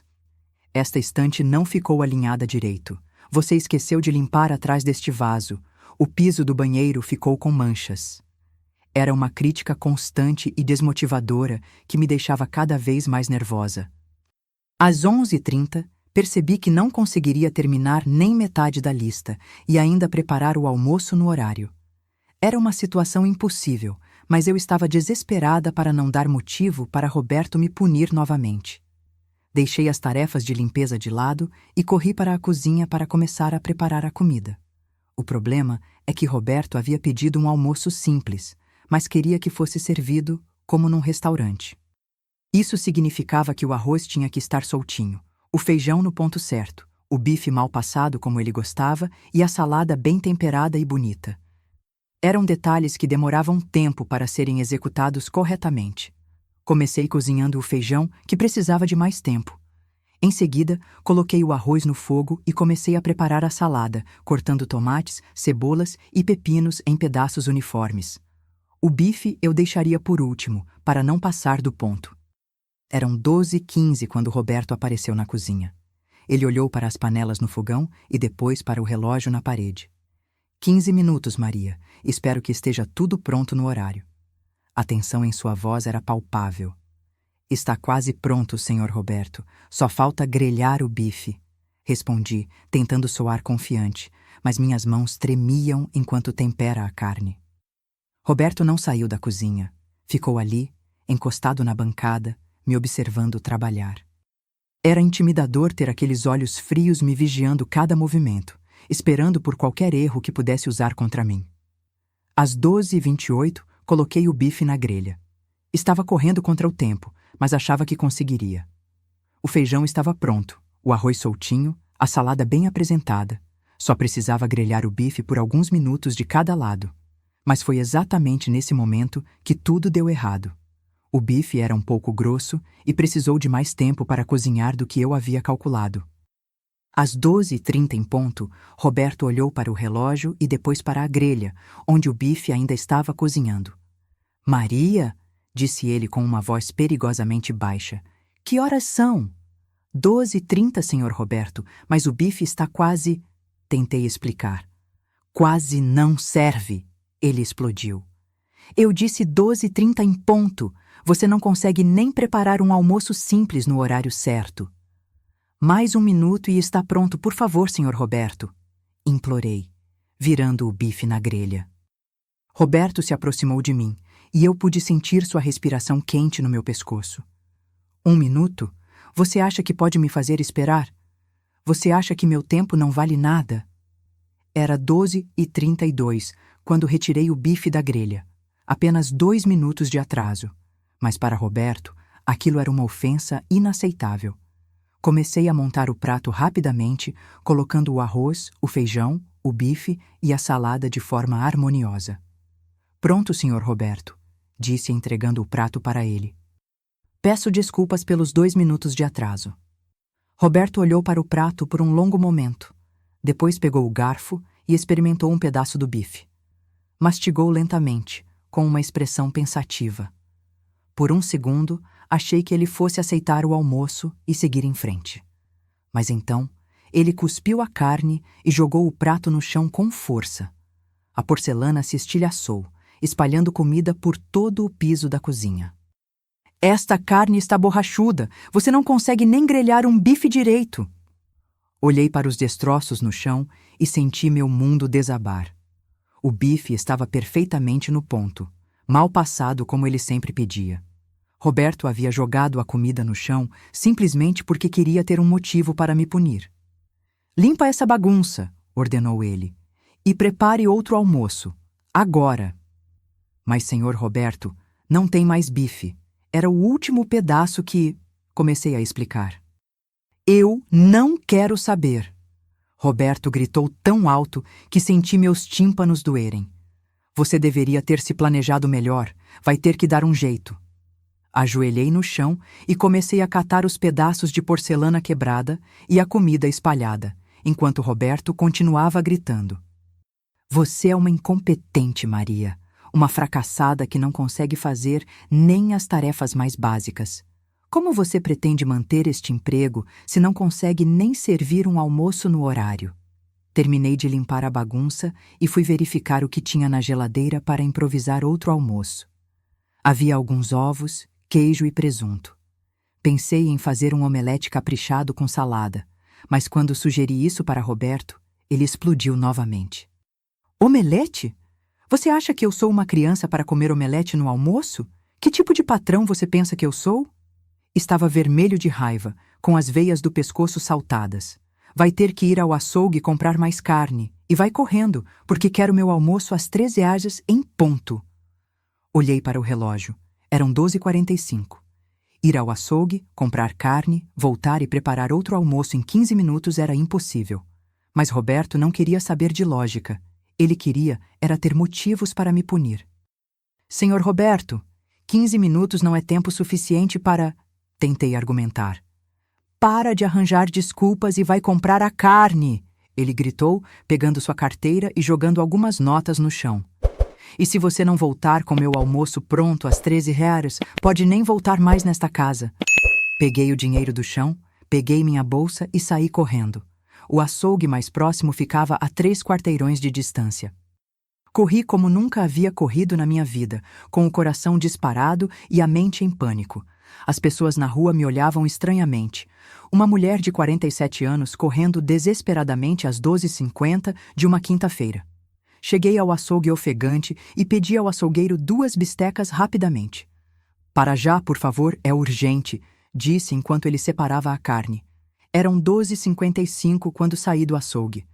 Tinha 5 minutos para voltar à casa e preparar um almoço completo.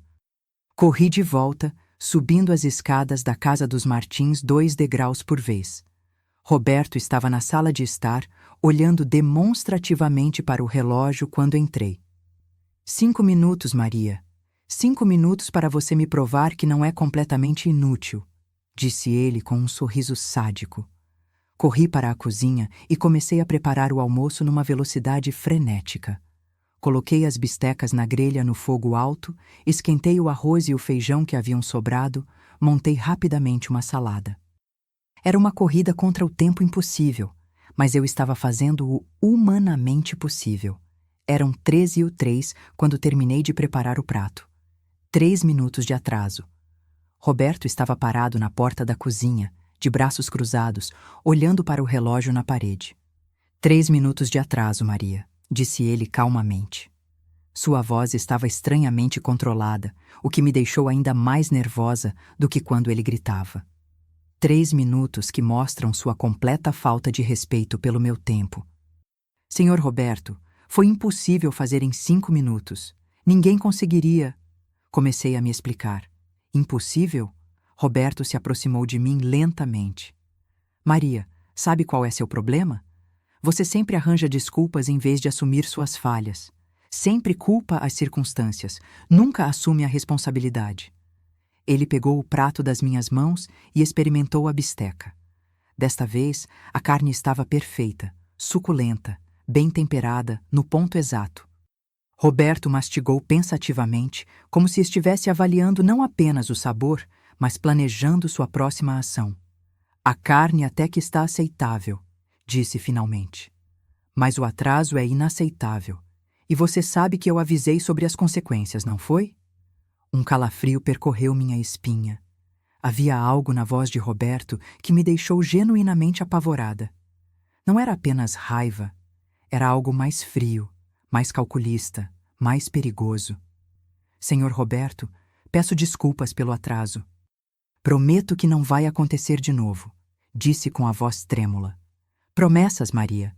Você vive fazendo promessas que não consegue cumprir. Roberto colocou o prato no balcão e se dirigiu ao fogão, onde ainda havia uma panela com água fervendo que eu havia usado para cozinhar alguns ovos pela manhã.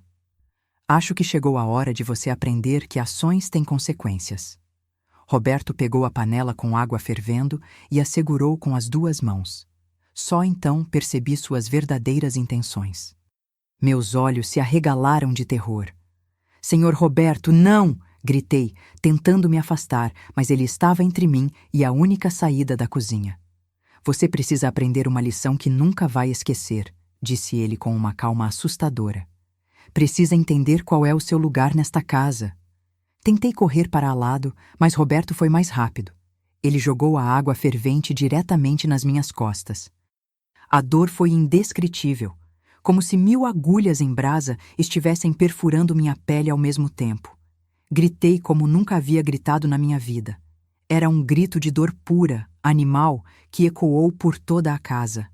Caí no chão, me contorcendo de agonia, tentando alcançar minhas costas com as mãos, como se isso pudesse aliviar o sofrimento.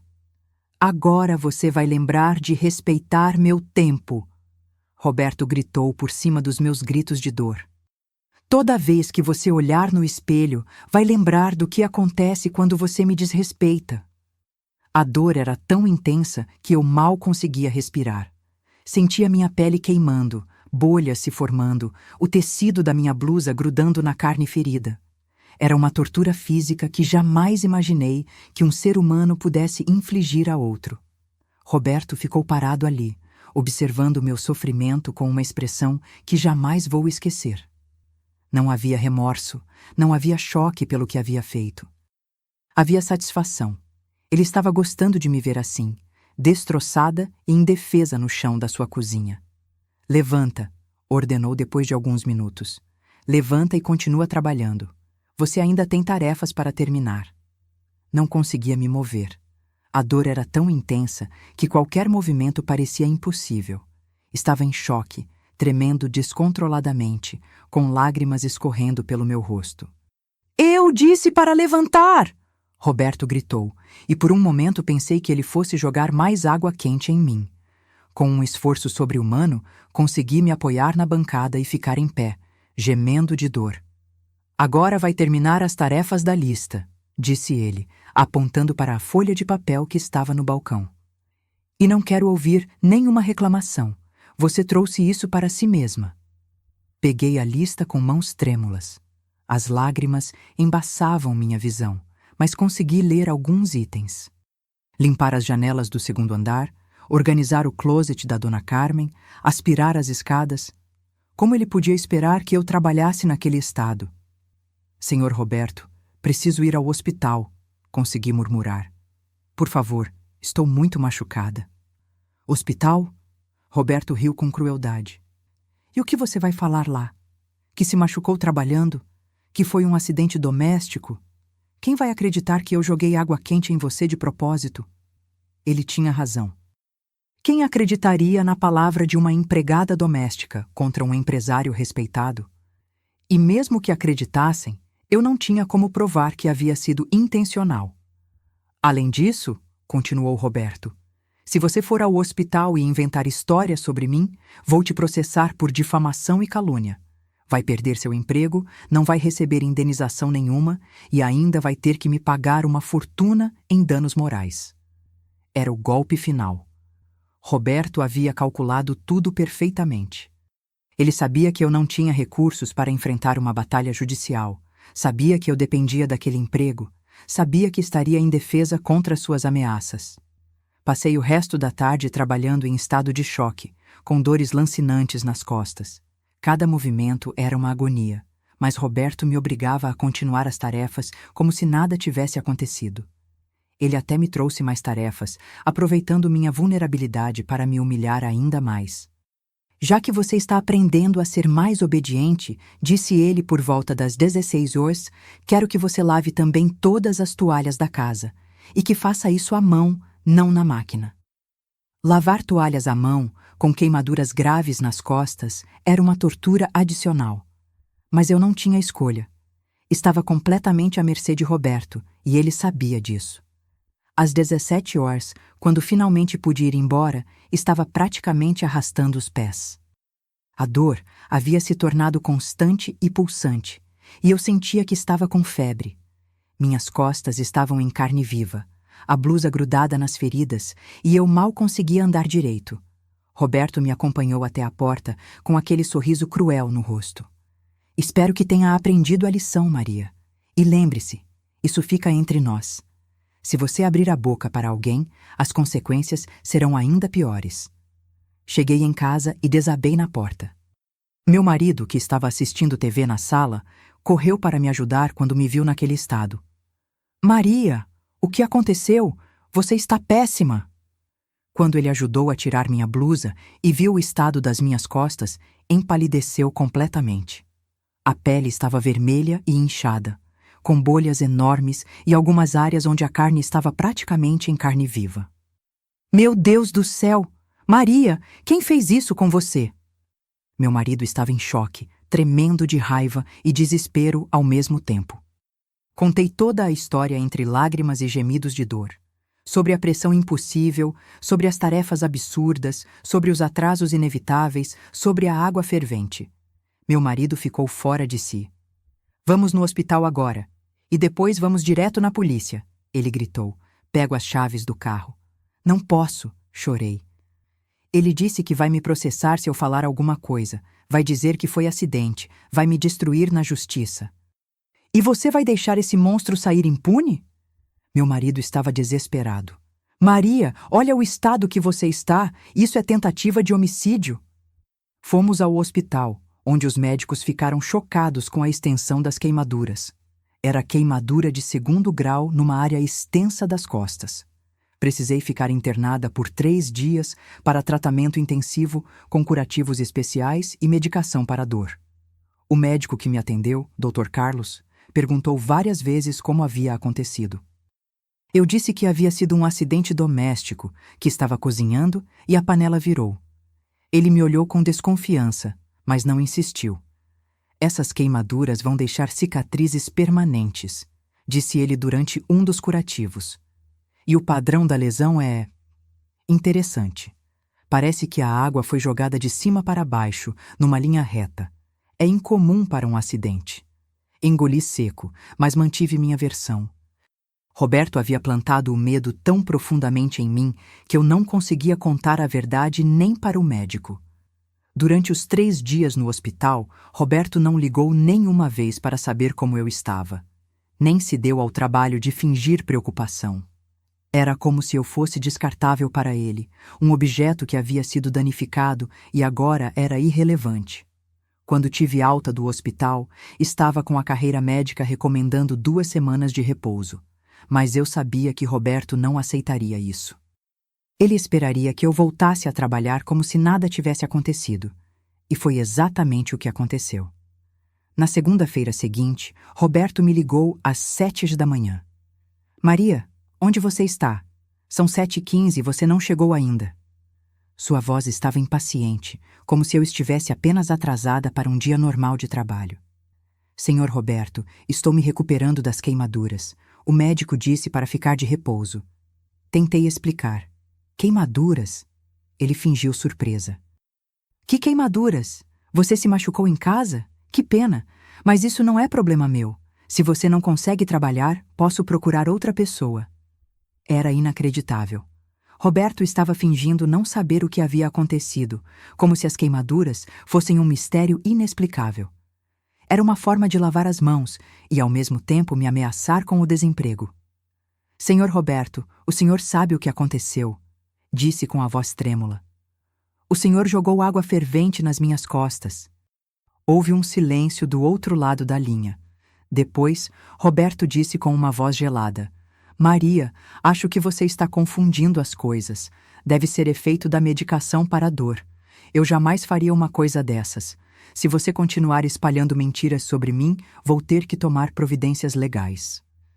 Era a confirmação de que ele negaria tudo. Roberto havia calculado perfeitamente sua estratégia. Negação completa, inversão da culpa e ameaças legais para me silenciar. Voltei ao trabalho na quinta-feira daquela semana, ainda com curativos nas costas e tomando remédios para a dor. Roberto me recebeu como se fosse um dia normal, sem nenhuma referência ao que havia acontecido. Que bom que você se recuperou do seu acidente doméstico, disse com um sorriso cínico. Espero que tenha aprendido a ser mais cuidadosa na cozinha. A partir daquele dia, minha vida na casa dos Martins se tornou um pesadelo ainda pior. Roberto havia cruzado a linha da violência física e descoberto que podia sair impune. Isso o encorajou a ser ainda mais cruel e controlador. Ele passou a me tratar como uma escrava, não mais como uma empregada.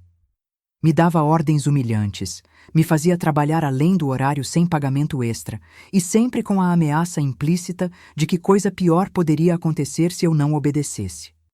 Lembra da última vez que você me desrespeitou, Maria? Ele dizia sempre que eu hesitava em cumprir alguma ordem absurda. Quer que aconteça de novo? As cicatrizes nas minhas costas eram um lembrete constante do que Roberto era capaz de fazer. Cada vez que eu me trocava, via no espelho as marcas deixadas por sua maldade. Eram cicatrizes não apenas na pele, mas na minha alma. Mas o que Roberto não esperava é que sua crueldade extrema acabaria sendo sua ruína. O que ele fez comigo foi tão brutal, tão inumano, que mesmo no meu terror e vulnerabilidade, uma parte de mim começou a entender que não podia continuar assim. As cicatrizes que ele tanto orgulho tinha de ter deixado em mim se tornariam a prova irrefutável do seu crime. E por mais poder e dinheiro que ele tivesse, havia cruzado uma linha que a sociedade não aceita que se cruze. Minha jornada pela justiça estava apenas começando, e Roberto Martins descobriria que algumas ações têm consequências que nem todo o dinheiro do mundo pode evitar. Os meses que se seguiram ao episódio da água fervente foram os mais difíceis da minha vida. Viver com as cicatrizes físicas era doloroso, mas viver com o trauma psicológico era ainda pior. Cada manhã, quando eu me arrumava para ir trabalhar na casa dos Martins, sentia meu estômago embrulhar de ansiedade. Roberto havia se tornado um monstro na minha mente, uma figura aterrorizante que controlava completamente minha vida. Durante abril de 2024, Roberto intensificou ainda mais seu comportamento abusivo. Era como se a agressão com água fervente tivesse liberado algo ainda mais sombrio dentro dele. Ele havia provado para si mesmo que podia me machucar fisicamente sem consequências, e isso o encorajou a explorar novos níveis de crueldade. As tarefas que ele me dava se tornaram ainda mais humilhantes e impossíveis. Um dia, ele me obrigou a limpar o chão da garagem inteira com uma escova de dentes, alegando que eu não havia feito a limpeza com o devido cuidado. Passei 6 horas de joelhos no cimento frio, esfregando cada centímetro quadrado com aquela escovinha ridícula, enquanto Roberto ficava me observando e fazendo comentários maldosos.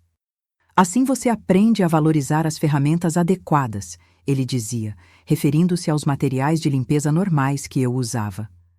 Quando você não faz o trabalho direito na primeira vez, tem que fazer de novo do jeito difícil. Outro dia, ele inventou que eu deveria reorganizar toda a biblioteca dele, mas não em ordem alfabética, em ordem cronológica de publicação.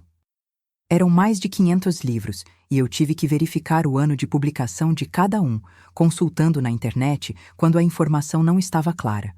Levei 3 dias para terminar essa tarefa, enquanto Roberto ficava me vigiando e mudando os critérios no meio do trabalho. Na verdade, quero que você separe primeiro por gênero, ficção, não ficção, biografias, e dentro de cada gênero, aí sim em ordem cronológica. Ele disse quando eu já estava na metade do trabalho. Era uma forma de me torturar psicologicamente, me fazendo refazer trabalho desnecessário. Mas o pior de tudo eram os jogos mentais que Roberto havia desenvolvido. Ele criou um sistema de avaliação diária do meu desempenho, com notas de 1 a 10.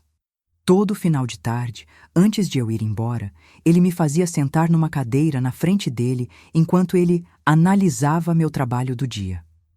Hoje você tirou um 4, Maria, ele dizia com satisfação. Encontrei poeira embaixo da mesa da sala de jantar. Você demorou muito para preparar o lanche da tarde e sua postura estava displicente durante o trabalho. Eram críticas completamente subjetivas e muitas vezes inventadas, mas ele as anotava numa planilha que mantinha no computador. Sabe qual é a média para não ser demitida, Maria? É 7, e sua média do mês está em 5,2.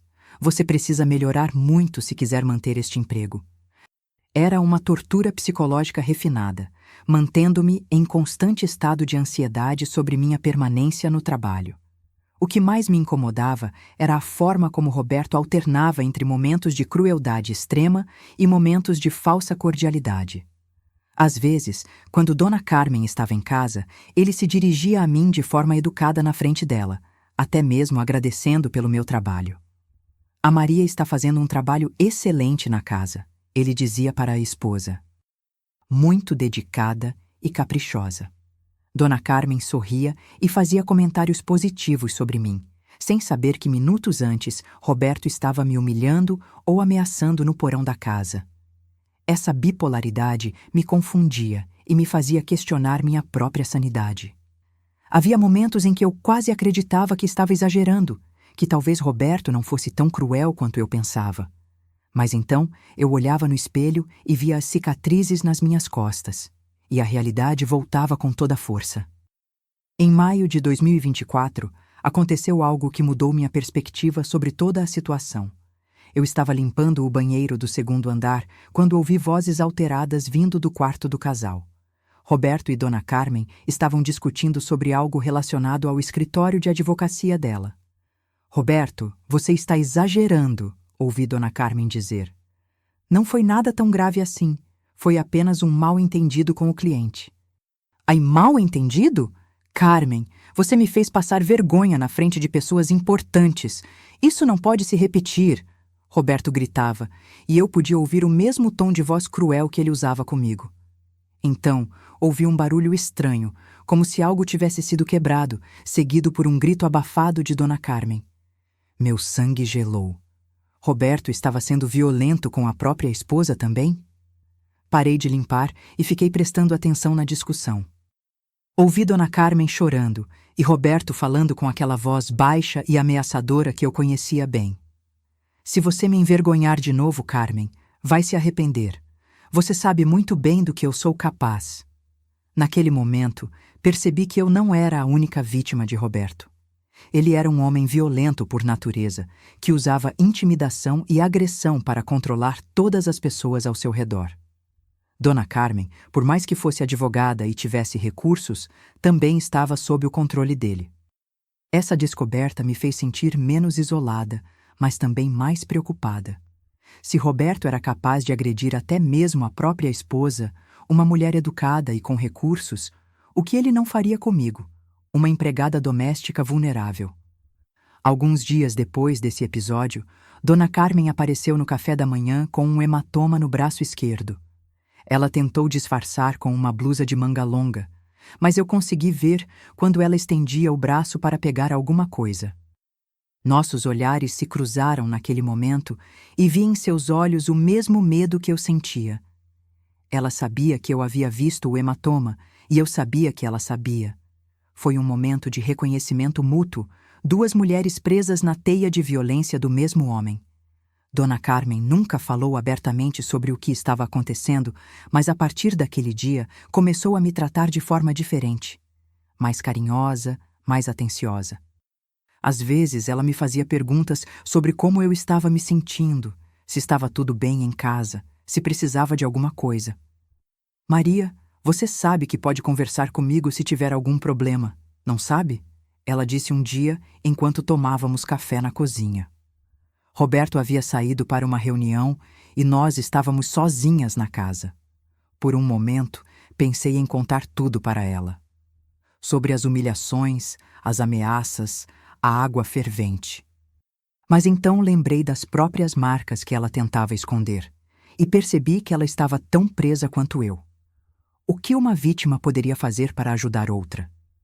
Em junho de 2024, minha situação em casa começou a se deteriorar ainda mais.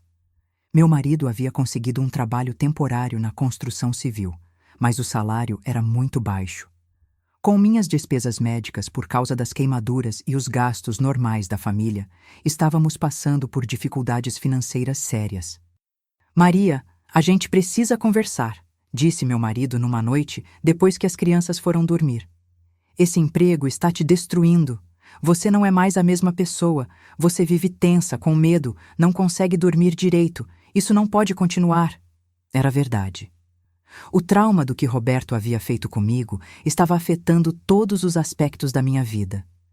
Eu tinha pesadelos constantes, acordava no meio da noite em pânico, perdia o apetite com frequência. Estava desenvolvendo sintomas claros de estresse pós-traumático. "Mas como vamos pagar as contas?" perguntei entre lágrimas. "Seu salário não é suficiente, e quem vai me contratar na minha idade, ainda mais com essa reputação que o Roberto pode espalhar sobre mim?" "A gente dá um jeito, Maria.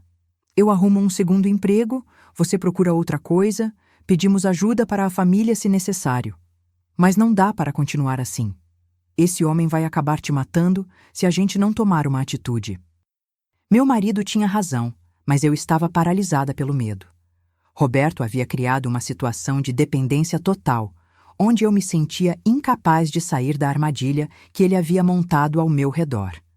Foi nessa época que conheci Joana, uma mulher que mudaria completamente minha perspectiva sobre a situação. Joana era assistente social do posto de saúde do bairro, e eu a conheci numa consulta de rotina para acompanhar a cicatrização das minhas queimaduras. Essas cicatrizes são bem características, disse ela, examinando minhas costas durante a consulta. Já vi casos similares no meu trabalho. Geralmente são resultados de violência doméstica ou agressão intencional. Senti meu coração disparar. Joana havia identificado a verdade apenas olhando para as cicatrizes. Foi um acidente, disse automaticamente, repetindo a mentira que havia contado tantas vezes. Joana me olhou com gentileza, mas também com uma percepção que me deixou desconfortável. Maria, eu trabalho há 15 anos com vítimas de violência. Sei reconhecer os sinais. Se você quiser conversar sobre o que realmente aconteceu, estou aqui para ajudar. Naquele momento, algo dentro de mim se quebrou. Talvez fosse o cansaço de manter a mentira. Talvez fosse o alívio de finalmente encontrar alguém que entendia. Comecei a chorar compulsivamente e todas as palavras que eu havia guardado por meses saíram de uma vez. Contei tudo para Joana. Sobre Roberto, sobre as humilhações, sobre as ameaças, sobre a água fervente, sobre o medo constante.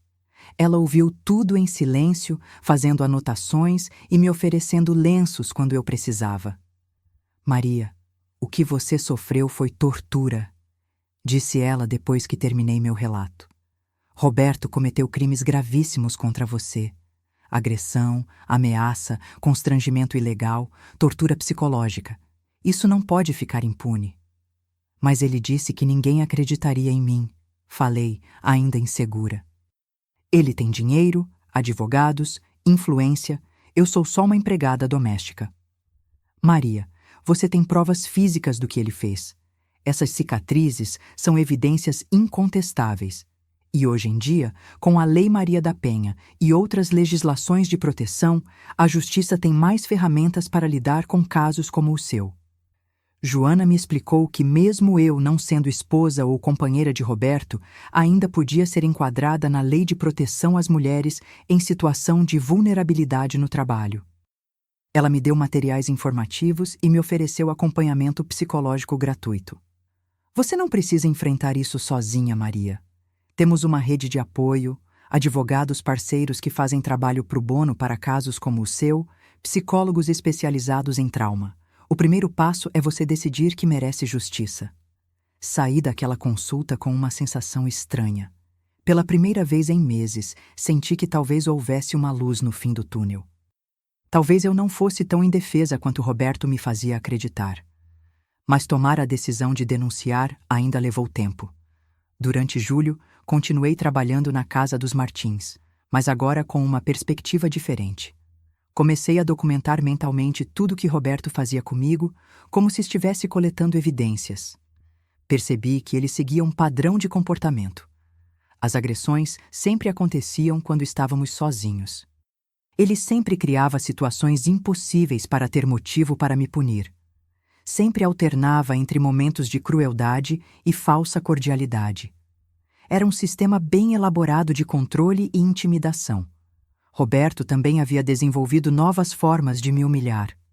Ele passou a me fazer comer minha marmita sentada no chão da cozinha, como se eu fosse um animal.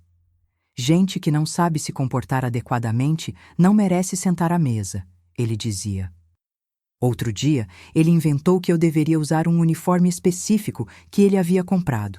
Era um vestido cinza, sem forma, que me fazia parecer um fantasma. Quero que você tenha uma aparência mais profissional, alegou. Mas eu sabia que era só mais uma forma de me humilhar e me despersonalizar.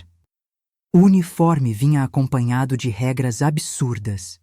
Eu não podia falar a menos que fosse perguntada algo. Não podia olhar diretamente nos olhos dele. Tinha que manter as mãos sempre ocupadas, mesmo quando não havia trabalho específico para fazer. Eram regras de submissão total, como se eu fosse propriedade dele e não uma pessoa com direitos. E o pior é que Roberto parecia genuinamente gostar de me ver naquele estado de degradação. Em agosto, aconteceu um incidente que foi a gota d'água. Roberto havia inventado que eu deveria reorganizar todo o porão da casa, que estava cheio de caixas antigas, móveis quebrados e entulho acumulado há anos. Era um trabalho pesado e sujo, claramente fora das minhas atribuições normais. Eu estava lá embaixo, mexendo numa pilha de caixas empoeiradas, quando Roberto desceu as escadas. Ele ficou me observando trabalhar por alguns minutos e depois disse: "Maria, preciso que você entenda uma coisa muito importante." Parei o que estava fazendo e me virei para ele. Roberto estava com uma expressão estranha, como se estivesse saboreando alguma coisa. "Você me pertence", disse ele devagar. "Sua vida, seu sustento, sua dignidade, tudo isso depende de mim. Eu posso fazer o que quiser com você, e você não pode fazer nada para me impedir." Senti um calafrio gelado percorrer minha espinha. Havia algo na voz dele que era diferente das outras vezes. Era mais do que crueldade. Era uma espécie de obsessão doentia. "Você acha que alguém se importa com o que acontece com uma empregada doméstica como você? Você acha que alguém vai questionar se eu decidir que você precisa ser disciplinada?" Roberto se aproximou de mim devagar, como um predador cercando sua presa. Eu me encostei na parede, sem ter para onde fugir. "Da última vez foi só água quente", disse ele quase sussurrando. "Mas posso ser muito mais criativo se você me der motivos." Foi nesse momento que entendi que Roberto não ia parar. As agressões iam continuar, iam piorar, até que, eventualmente, ele me mataria. Não era mais questão de se, era questão de quando. "Por favor, Sr. Roberto", consegui dizer com a voz trêmula. "Eu sempre trabalhei bem para o senhor. Nunca dei motivos para..." "Motivos?" Roberto riu com maldade. "Maria, eu não preciso de motivos. Preciso de entretenimento. E quebrar pessoas como você me diverte." Ele chegou bem perto de mim, invadindo completamente meu espaço pessoal. Podia sentir seu hálito quente no meu rosto, ver a malícia em seus olhos. "Sabe o que vou fazer da próxima vez que você me desapontar, Maria? Vou te ensinar que existem formas de dor muito piores que água fervente." Roberto passou a mão nas minhas costas, exatamente onde estavam as cicatrizes das queimaduras. O toque foi suave, mas carregado de ameaça. "Essas marquinhas aqui são só o começo. Posso fazer outras, em lugares que ninguém vai ver. Posso ensinar você que insubordinação tem preços que você nem imagina." Naquele momento, olhando nos olhos de Roberto, vi que ele não era mais apenas um patrão cruel. Era um psicopata, alguém que havia perdido completamente a noção de limites humanos. E eu era seu brinquedo favorito. Consegui me afastar dele e subir correndo as escadas do porão.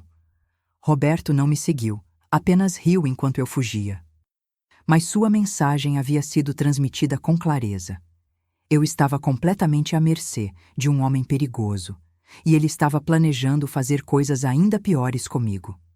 Naquela noite, cheguei em casa em estado de choque total. Meu marido me encontrou sentada na cozinha, olhando para o nada, tremendo como uma folha. "Maria, o que foi? O que aconteceu?" perguntou-se ajoelhando na minha frente. Contei sobre o episódio no porão, sobre as ameaças de Roberto, sobre o medo que estava sentindo. Meu marido ficou fora de si. "Chega! Você não volta mais naquela casa. Nem que a gente passe fome, eu não vou deixar você morrer nas mãos daquele psicopata."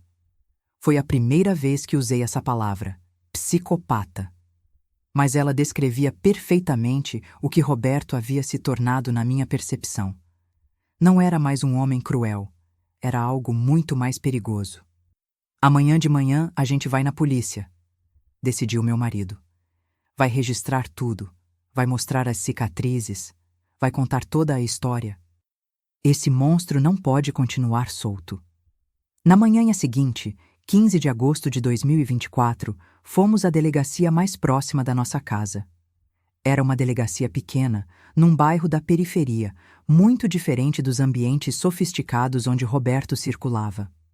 A delegada que nos atendeu, doutora Sandra Oliveira, era uma mulher de meia idade, experiente e direta.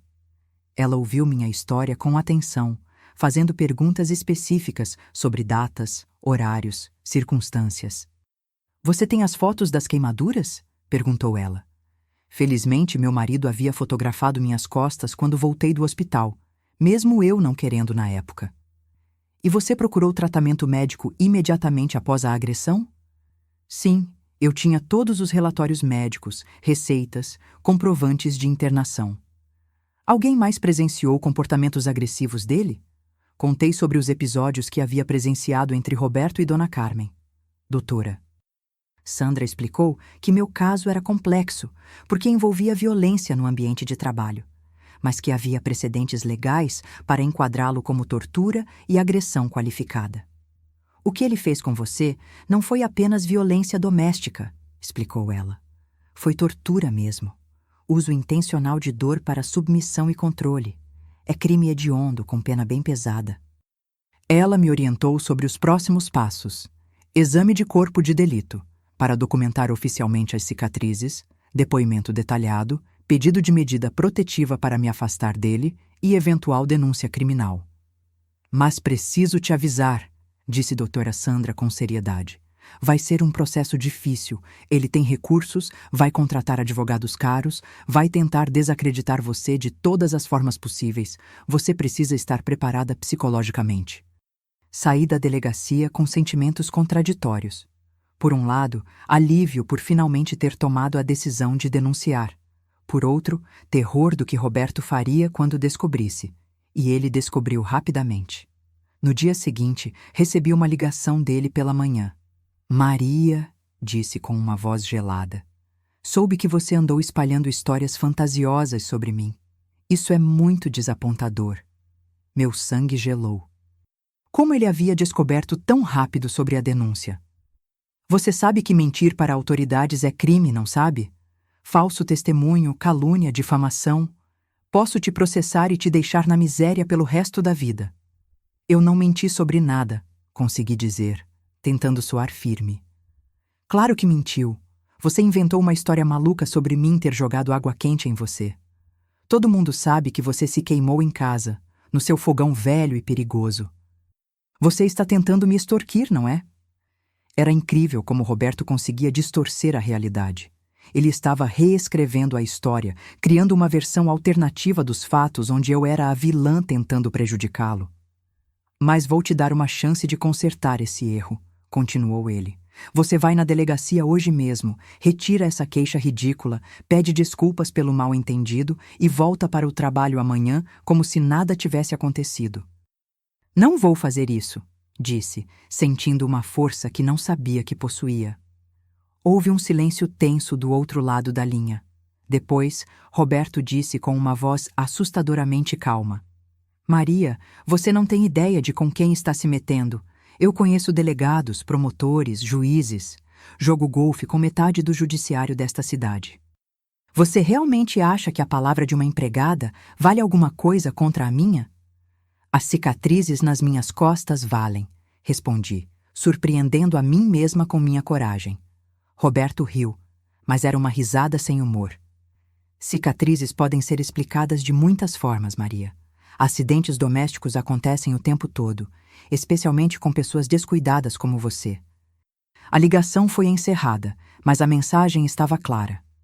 Roberto ia usar todos os recursos possíveis para destruir meu caso e me punir por ter tido a audácia de denunciá-lo. Nos dias que se seguiram, começou uma guerra psicológica intensa. Roberto acionou seus advogados, que me procuraram com ofertas de acordo amigável em troca da retirada das acusações.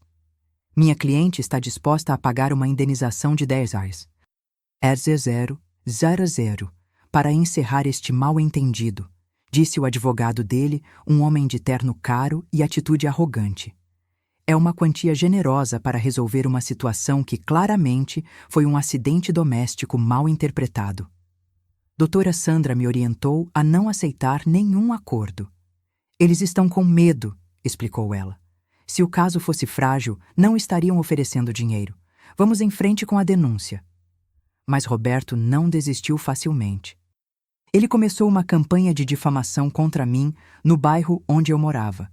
Espalhou a versão de que eu era uma funcionária problemática, que havia me queimado em casa e estava tentando culpá-lo para conseguir dinheiro.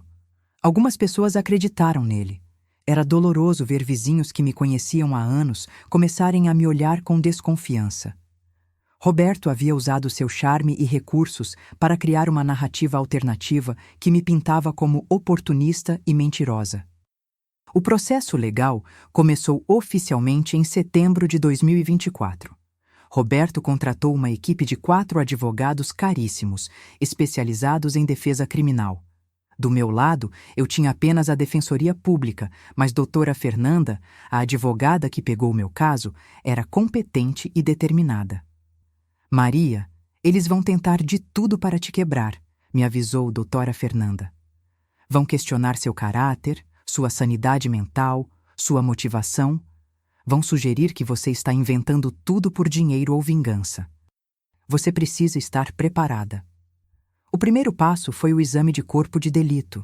Um perito médico oficial analisou minhas cicatrizes e concluiu que eram compatíveis com queimaduras por líquido em alta temperatura, aplicado de forma intencional, considerando o padrão de distribuição e profundidade das lesões. Era a primeira vitória oficial. Um perito imparcial havia confirmado que minhas queimaduras não eram resultado de um acidente doméstico. Mas os advogados de Roberto não desistiram. Eles contrataram seus próprios peritos, que chegaram a conclusões diferentes. Era uma batalha técnica entre especialistas, cada lado apresentando laudos que apoiavam sua versão dos fatos. Durante outubro, prestei vários depoimentos, primeiro na delegacia, depois no Ministério Público, depois em audiência preliminar. Cada vez tinha que relatar toda a história novamente, revivendo os traumas mais dolorosos da minha vida. Os advogados de Roberto eram implacáveis nos interrogatórios. Questionavam cada detalhe da minha história, procuravam contradições, tentavam me confundir com perguntas capciosas. Por que a senhora não denunciou imediatamente após a suposta agressão? Perguntou o advogado principal dele, do Dr. Montenegro. Porque eu estava com medo e precisava do emprego, respondi. Ah, então a senhora precisava do dinheiro? E agora, coincidentemente, está processando meu cliente por danos morais e materiais? Era uma insinuação clara de que eu estava mentindo por interesse financeiro, mas doutora Fernanda rebateu. Meritíssimo, é natural que vítimas de violência tenham medo de denunciar imediatamente, especialmente quando há dependência econômica do agressor. O processo se desenrolou por meses, com idas e vindas, perícias e contraperícias, testemunhas e contra-testemunhas. Roberto conseguiu encontrar pessoas dispostas a depor a favor dele, pintando-o como um patrão exemplar e me retratando como uma funcionária problemática. Mas eu também encontrei aliados inesperados. Joana, a assistente social que me ajudou a tomar coragem para denunciar, aceitou depor como testemunha técnica sobre violência no trabalho. Outros empregados que haviam trabalhado para Roberto no passado se manifestaram, relatando comportamentos similares. O ponto de virada do caso veio quando Dona Carmen decidiu quebrar o silêncio. Em janeiro de 2025, ela procurou doutora Fernanda com uma proposta surpreendente. Eu quero depor a favor da Maria, disse ela numa reunião reservada. Não posso mais fingir que não sei o que meu marido é capaz de fazer. Dona Carmen revelou que também era vítima de violência doméstica há anos. Roberto a controlava através de ameaças, agressões físicas ocasionais e manipulação psicológica constante. Ela havia se mantido em silêncio por medo de perder a guarda do filho e por pressão social. Quando vi o que ele fez com a Maria, percebi que ele estava ficando ainda mais perigoso, explicou ela. Se eu não falar agora, pode ser tarde demais, para mim e para outras mulheres que trabalharem para ele. O depoimento de Dona Carmen foi devastador para a defesa de Roberto. Uma mulher educada, advogada, esposa dele há mais de 20 anos, confirmando que ele tinha um padrão de comportamento violento e controlador.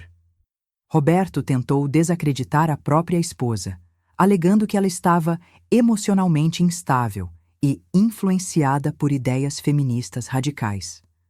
Mas o dano já estava feito. Em março de 2024, finalmente chegamos ao julgamento. O júri foi composto por 7 pessoas comuns, 3 homens e 4 mulheres, de idades e profissões variadas. Eram eles que decidiriam se Roberto era culpado dos crimes que eu o acusava. O julgamento durou 3 dias. Primeiro, a acusação apresentou todas as evidências: fotos das cicatrizes, laudos médicos, depoimentos das testemunhas, relatórios psicológicos mostrando meu estado de trauma pós-agressão. Depois foi a vez da defesa. Os advogados de Roberto construíram uma narrativa elaborada onde eu era uma funcionária ressentida que havia se queimado acidentalmente em casa e decidiu culpar meu patrão para conseguir dinheiro. Senhores jurados, disse Dr. Montenegro em suas alegações finais, não se deixem levar pela emoção.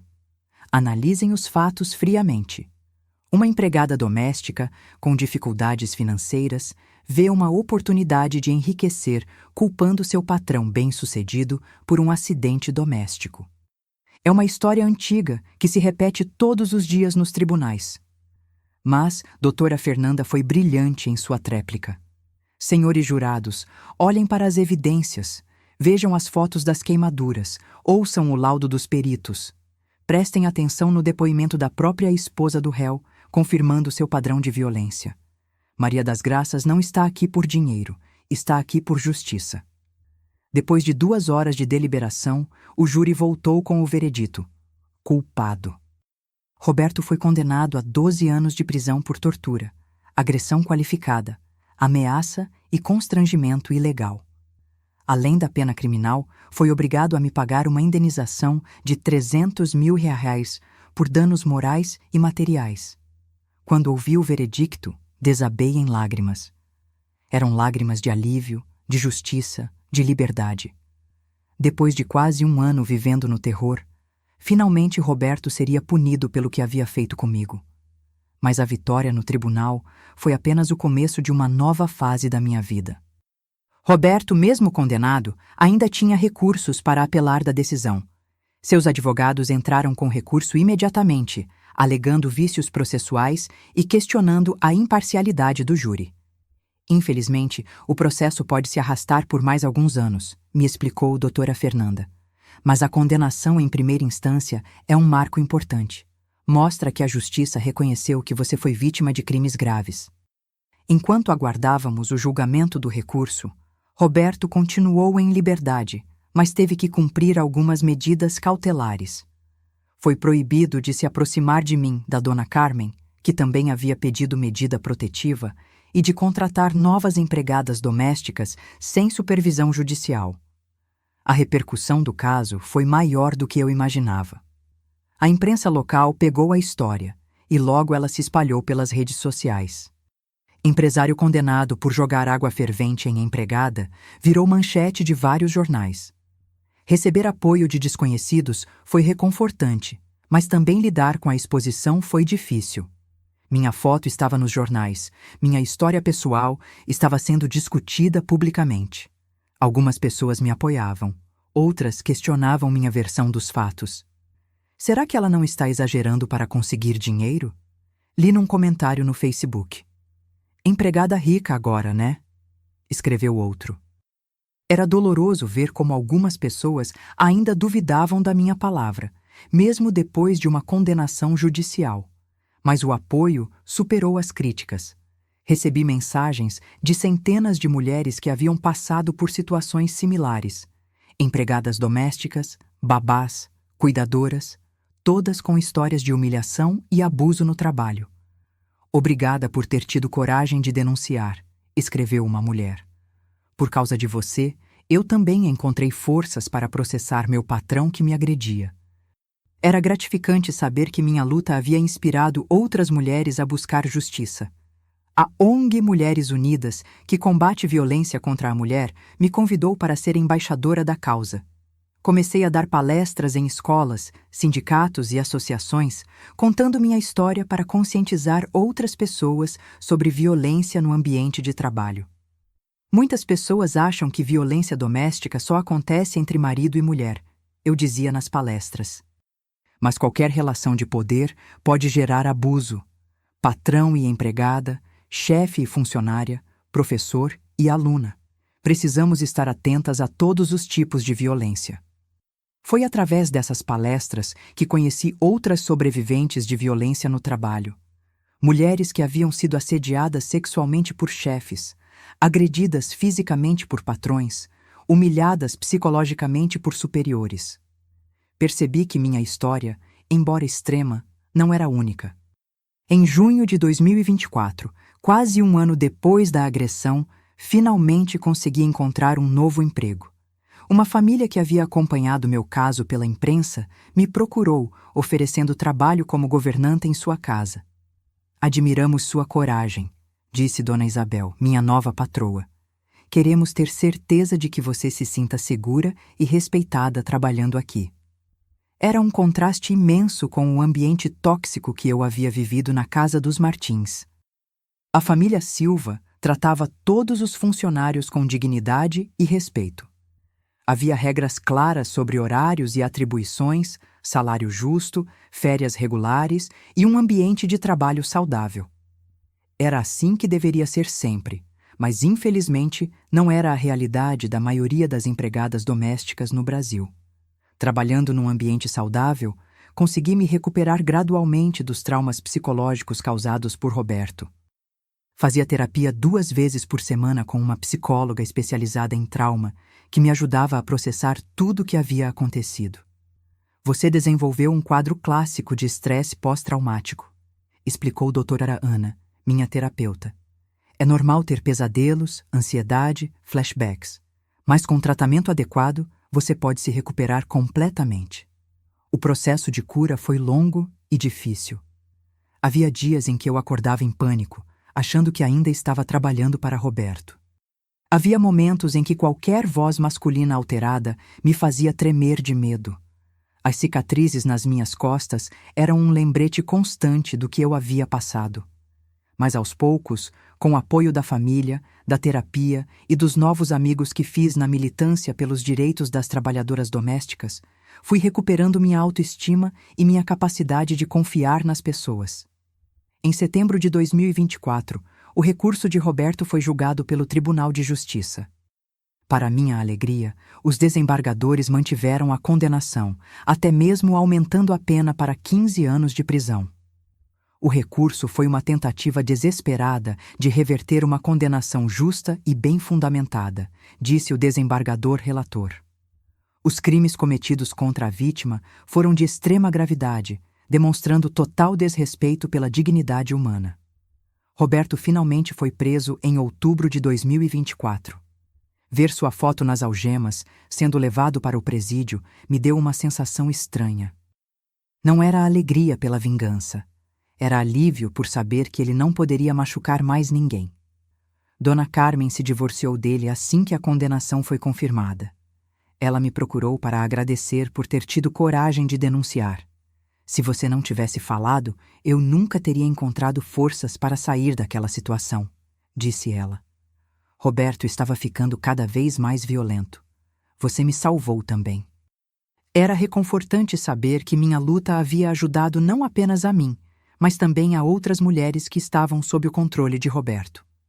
A indenização de R$300 mil mudou completamente minha vida financeira. Pude comprar uma casa própria para minha família, investir na educação dos meus filhos e até mesmo abrir uma pequena empresa de limpeza, onde emprego outras mulheres que passaram por situações similares. Quero que este dinheiro seja usado para coisas positivas, disse para meu marido. Não quero que seja apenas uma compensação pelo que sofri. Quero que seja um meio de ajudar outras mulheres. A empresa que criei, Mulheres Fortes Limpeza, tem um diferencial. Todas as funcionárias são sobreviventes de violência doméstica ou no trabalho. Oferecemos não apenas emprego, mas também apoio psicológico e jurídico para quem precisa. Aqui você não é apenas uma empregada, digo para cada mulher que contrato. Você é uma sobrevivente, uma lutadora, alguém que merece respeito e dignidade. Em novembro de 2024, fui convidada para depor numa CPI sobre violência contra trabalhadoras domésticas no Congresso Nacional. Foi emocionante estar naquele ambiente solene, contando minha história para deputados e senadores. O caso da senhora Maria das Graças representa a realidade de milhares de trabalhadoras domésticas no Brasil, disse a deputada relatora. Precisamos de leis mais rígidas para proteger essas mulheres que muitas vezes trabalham em situação de extrema vulnerabilidade. Meu depoimento contribuiu para a aprovação de uma lei mais rigorosa sobre violência no ambiente de trabalho doméstico. Era gratificante saber que minha dor havia se transformado em mudança social concreta. Hoje, quase um ano depois do julgamento, posso dizer que me reconstruí completamente. As cicatrizes físicas ainda estão lá e provavelmente ficarão para sempre. Mas as cicatrizes emocionais estão curando. Aprendi que não somos definidas pelo que nos acontece, mas por como respondemos ao que nos acontece. Roberto tentou me quebrar, me humilhar, me destruir, mas eu me levantei, lutei e venci. Muitas pessoas me perguntam se eu me arrependo de ter denunciado, considerando todo o sofrimento que passou pela exposição pública e pelo processo judicial. Minha resposta é sempre a mesma. Jamais me arrependeria. Ficar calada seria permitir que Roberto continuasse fazendo mal para outras mulheres, explico. Denunciar foi a coisa mais corajosa e mais certa que já fiz na minha vida. Recentemente, soube que Roberto está cumprindo pena numa penitenciária de segurança média. Alguns conhecidos me perguntam se sinto pena dele, se acho que 15 anos é tempo demais. Não sinto pena. Roberto fez escolhas conscientes, calculadas, cruéis. Ele sabia exatamente o que estava fazendo quando me torturava, quando me humilhava, quando jogou aquela água fervente nas minhas costas. Agora, ele está pagando o preço pelas suas escolhas. O que mais me orgulha é saber que minha história inspirou mudanças concretas. Além da nova lei, várias cidades criaram delegacias especializadas em crimes contra trabalhadoras domésticas. ONGs foram criadas para oferecer apoio jurídico e psicológico. Campanhas de conscientização foram lançadas. Meus filhos, que na época eram adolescentes e ficaram traumatizados com tudo o que aconteceu, hoje me veem como uma heroína. Mamãe, você é a pessoa mais corajosa que eu conheço, disse minha filha no meu aniversário de 48 anos. Essa coragem, eu descobri, sempre esteve dentro de mim. Roberto tentou sufocá-la com medo e intimidação, mas ela resistiu. E quando finalmente encontrou uma brecha, explodiu como um vulcão, destruindo todas as barreiras que ele havia construído ao meu redor. Hoje, quando falo para grupos de mulheres, sempre termino com a mesma mensagem. Vocês são mais fortes do que imaginam. Vocês merecem respeito, dignidade, segurança. E se alguém tentar tirar isso de vocês, lutem, denunciem. Não fiquem caladas. Roberto Martins pensou que podia me quebrar, me possuir, me destruir, mas ele se enganou. Eu sou Maria das Graças, tenho 47 anos, sou sobrevivente de tortura, empresária, ativista pelos direitos das mulheres trabalhadoras. E minha história não é sobre vitimização, é sobre resistência, coragem e vitória. As cicatrizes nas minhas costas não são mais marcas de humilhação. São medalhas de guerra, símbolos da minha força, lembretes diários de que eu venci o monstro que tentou me destruir. Esta é minha história real. Uma história de dor, mas também de cura. De trauma, mas também de transformação. De uma mulher que foi quebrada, mas que se reconstruiu mais forte do que nunca. E se você está passando por algo similar, saiba que não está sozinha. Há ajuda disponível, há justiça possível, há vida depois da violência. Você é mais forte do que imagina e merece muito mais do que está recebendo. Não fique calada, denuncie, lute, vença, porque todo monstro, por mais poderoso que pareça, tem um ponto fraco, a verdade. E a verdade, mais cedo ou mais tarde, sempre vence.